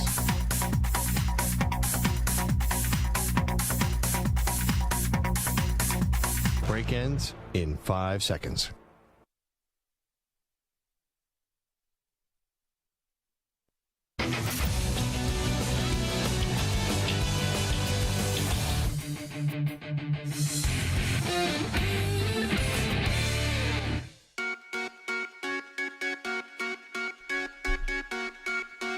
Well done, Manny. Said Travis Kelce kind of like pining after Taylor Swift as shades of Joel Embiid was pining after Rihanna for a while. Never got her. Welcome to Maggie and Perloff. Welcome back to the show. Resetting the top story today, and that's Trayvon Diggs. Unfortunately, it's a bad one. Torn ACL. He's feared to be out for the season. This is all according to NFL Network. And Micah Parsons, posting on his social media, like, I got you 7. Everyone's trying to put a really brave face on Perloff because this is a really good defense, and I think it can withstand the loss of Diggs. Absolutely. I mean, if you're getting after the quarterback, it's not just Micah Parsons. That whole front is amazing. They are aided by the schedule. Really, I mean, they don't have too many challenges. I just worry. It feels to me like, I hate to say it, it's a collision course between the Niners and the Cowboys for the third straight year in the playoffs. And we'll see the Niners tonight. I just don't know if the Cowboys are the tougher team than the 49ers. So the Diggs injury is obviously a big deal. I just want to see them really step up to that challenge this year. Because the Niners go out and punch you in the mouth. Yeah. Are the Cowboys that kind of team? I think they're maybe developing into that kind of team. Well, I thought the defense was even playing a touch better, and Diggs was playing even a touch better, which is saying something considering he's a Pro Bowler and just signed a massive contract before the season. Yeah, I mean, 2 years ago it was magical. Well, of course, the 11 picks. Yeah, people didn't know not to throw to his side of the game. Right. Now they know. But his tackling had been better through 2 games. Now, granted, it's the Jets, it's the Giants. They're not world beaters, but... Oh, my gosh. Yeah, the quarterbacks are just taking 5 steps back and then throwing the ball for dear life. No, this is going to be fine. I'm telling you, Maggie, you're fine. Okay. The Super Bowl pick is fine. Speaking of Micah Parsons, here was the Jets offensive coordinator, Nathaniel Hackett, was answering questions from the media about what it was like to face Micah Parsons last week. He's a very, very good football player. We had a lot of different hands we wanted to put on him. We started off by trying to get the quick game, and we even underestimated his speed on the quick game. I mean, he is spectacular. I mean, underestimating his speed. I don't think anyone can do that, Perloff. I think by this point, I think we have enough of a sample size to tell you Micah Parsons is basically lightning fast in the backfield. I wonder what that means, underestimating his speed in the quick game. So he was trying to throw the ball quickly. And he was still getting there. He was still getting there. Yeah, that's not good. Also, he's been putting that on tape for quite a bit. So Nathaniel Hackett. I know you're trying to get at Hackett here. Hackett was just trying to say something nice about Micah Parsons. Can't Hackett say anything? Not everything has to be a dig on Nathaniel Hackett. Doesn't it, though? Let's get to our shot of the day. He shoots! And the shot of the day is brought to you by Casamigos Tequila. Casamigos Tequila is brought to you by those who drink it. Today's shot of the day, well, this one was a sobering realization that I often wear a duck suit around here, and I do eat duck. Fast forward to Saturday. Let's go. We got 3 bets now, okay? And we have no stakes, though. Something duck related? Oh, man. So much of my life is duck related. Too much of my... No, not too much. Now, the proper amount. Since you dress up as a duck, can I just ask a random question? Sure. Do you order duck at a restaurant, or do you feel weird about that now? I still order the duck. It's just so good. They put it on those little soft buns with the scallions and the hoisin sauce. Oh, yeah. So good. like a Chinese restaurant? Yeah. Good Peking duck. Oh. Okay. Sam Turner and I, it's like, what are you doing after the show? We should probably head to Chinatown. Duck on duck crime. Sorry. Don't tell anybody. Quack, First of all, quack. I think that hoisin sauce is an underrated it's the best condiment. We never talk about it. No, I mean, it makes the mushu. I buy it at the grocery store and put it on everything. Yeah, so do I. But it's got Keep so it in the much fridge. sugar in it. Yeah. Well, don't think about that. So does ketchup. But there's a million ways to do duck besides Peking duck. You can get a duck at a high-end restaurant that's done really well. Yeah, It doesn't have to be on little buns, but you guys now have that on.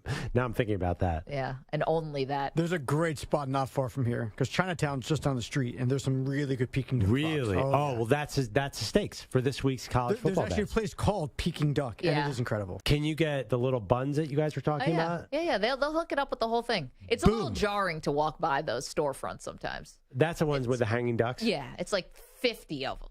It's just death. Anyway, delicious. I'm sorry. I didn't mean to bring the show down.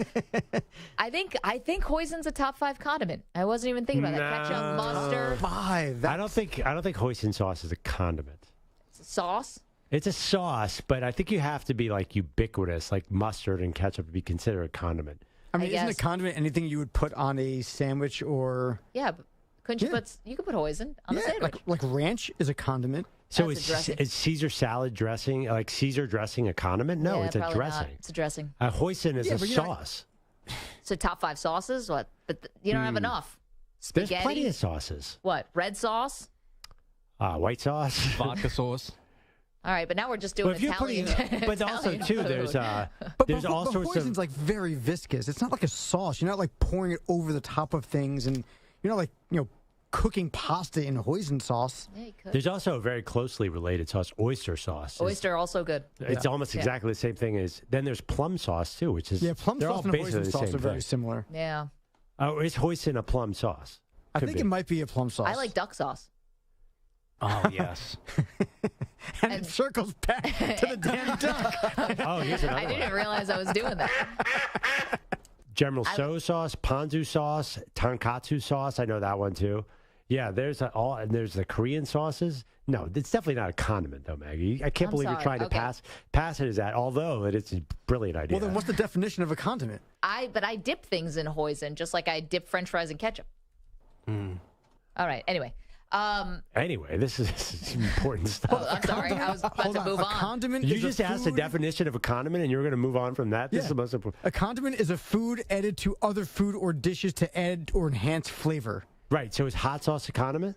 Yes. So therefore, I think I take it back. I think you're right. Yeah, no, I think I was right the whole time. I was willing to concede for the sake of moving on. But I don't think people use hoisin sauce like you and I use it. Just throw it on everything. Well, how I use it is mainlining it through the biggest vein of my Yeah, I arm. think it's supposed to go. See, here's the thing. I think it goes with a very particular set of dishes. I don't think you're supposed to use it on things that you probably are using it on. No, but now that I'm thinking about it, I think I should expand. Like, Yeah, why I know. not on French fries? No, Why I think not you- on I think you're spaghetti? exactly right. Ooh. I mean, put French it on fries spaghetti. and hoisin sounds freaking amazing. I know. But it's not like you're going to a fast food restaurant. There's mustard, ketchup, mayonnaise, and hoisin sauce. But you know what, though? We might start that trend. Let's make that trend happen. At a local McDonald's. Yeah. Okay, so we have the stakes of the bet? Yes, it's this Peking duck. All right. We just tomorrow, Friday, we're going to be previewing the games. Let's refine the bets. Make sure we're all on the same page here. I think I've had a change of heart. Oh, really? A big time change of heart. Yeah, I started thinking about what you were talking about. The money is kind of pouring in on Colorado. Big time. And I started thinking about my Ducks, not Peking Duck, my Oregon Ducks, who a bandwagon I've jumped on this season.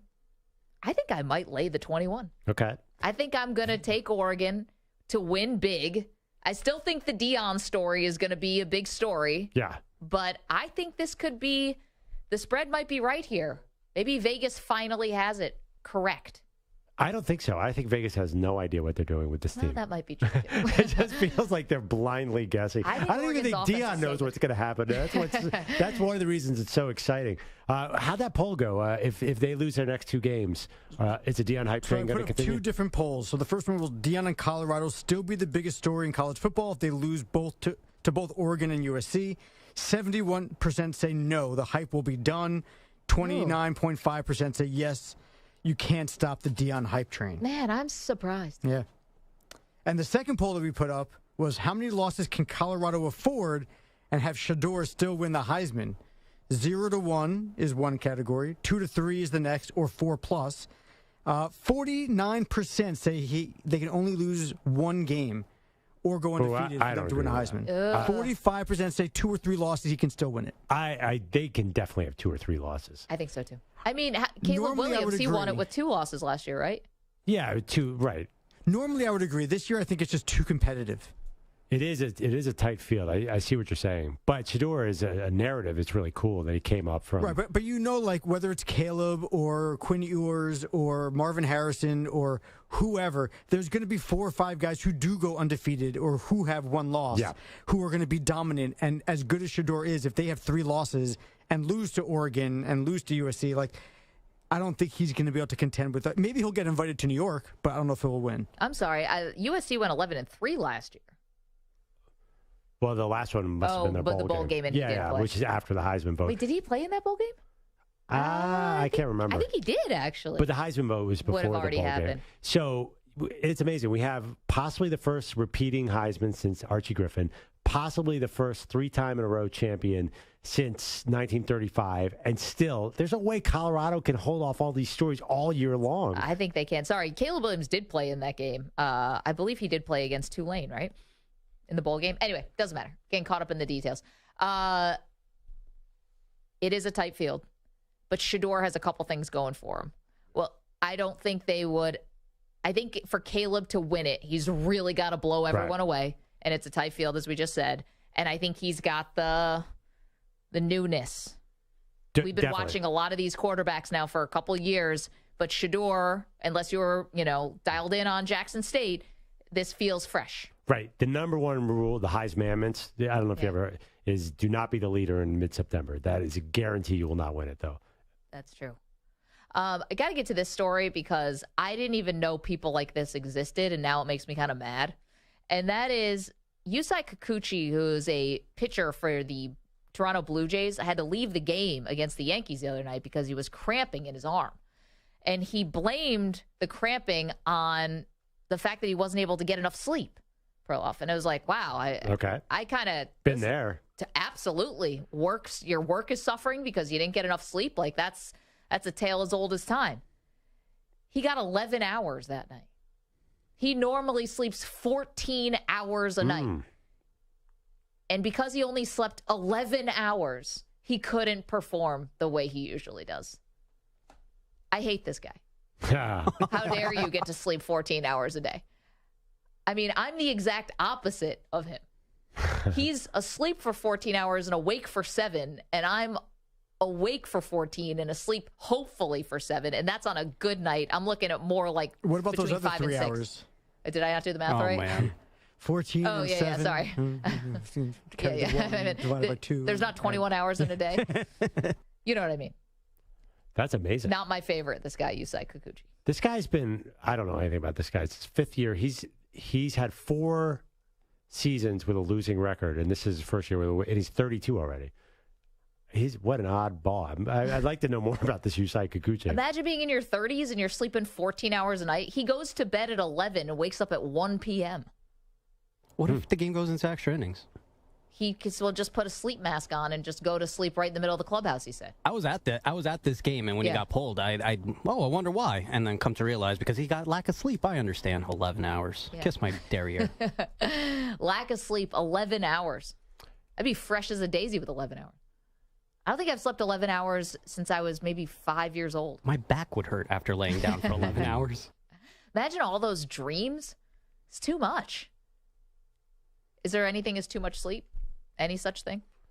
Yeah, I mean, isn't there? I thought that was like the the thing. You weren't supposed to sleep too much because you'd be groggy. No? I think LeBron James and Brady try to get like 12 hours of Yeah, sleep. J.J. Watt. I know all the... That's crazy. Whenever people talk about weight loss, the athletes, I say sleep. That's important. Yes, so you can't shove food in your mouth. Is that why? Is there sleepwalking into the kitchen? I will never do math on the show again. Thank you, Mike Samter. Thank you to... You can't eat high sun sauce when you're sleeping. Yeah, that's true. Thank you to Manny Rodriguez. Thank you to the Weedos, the Purple Drinkers. We will see you tomorrow with our celebrity NFL game picker.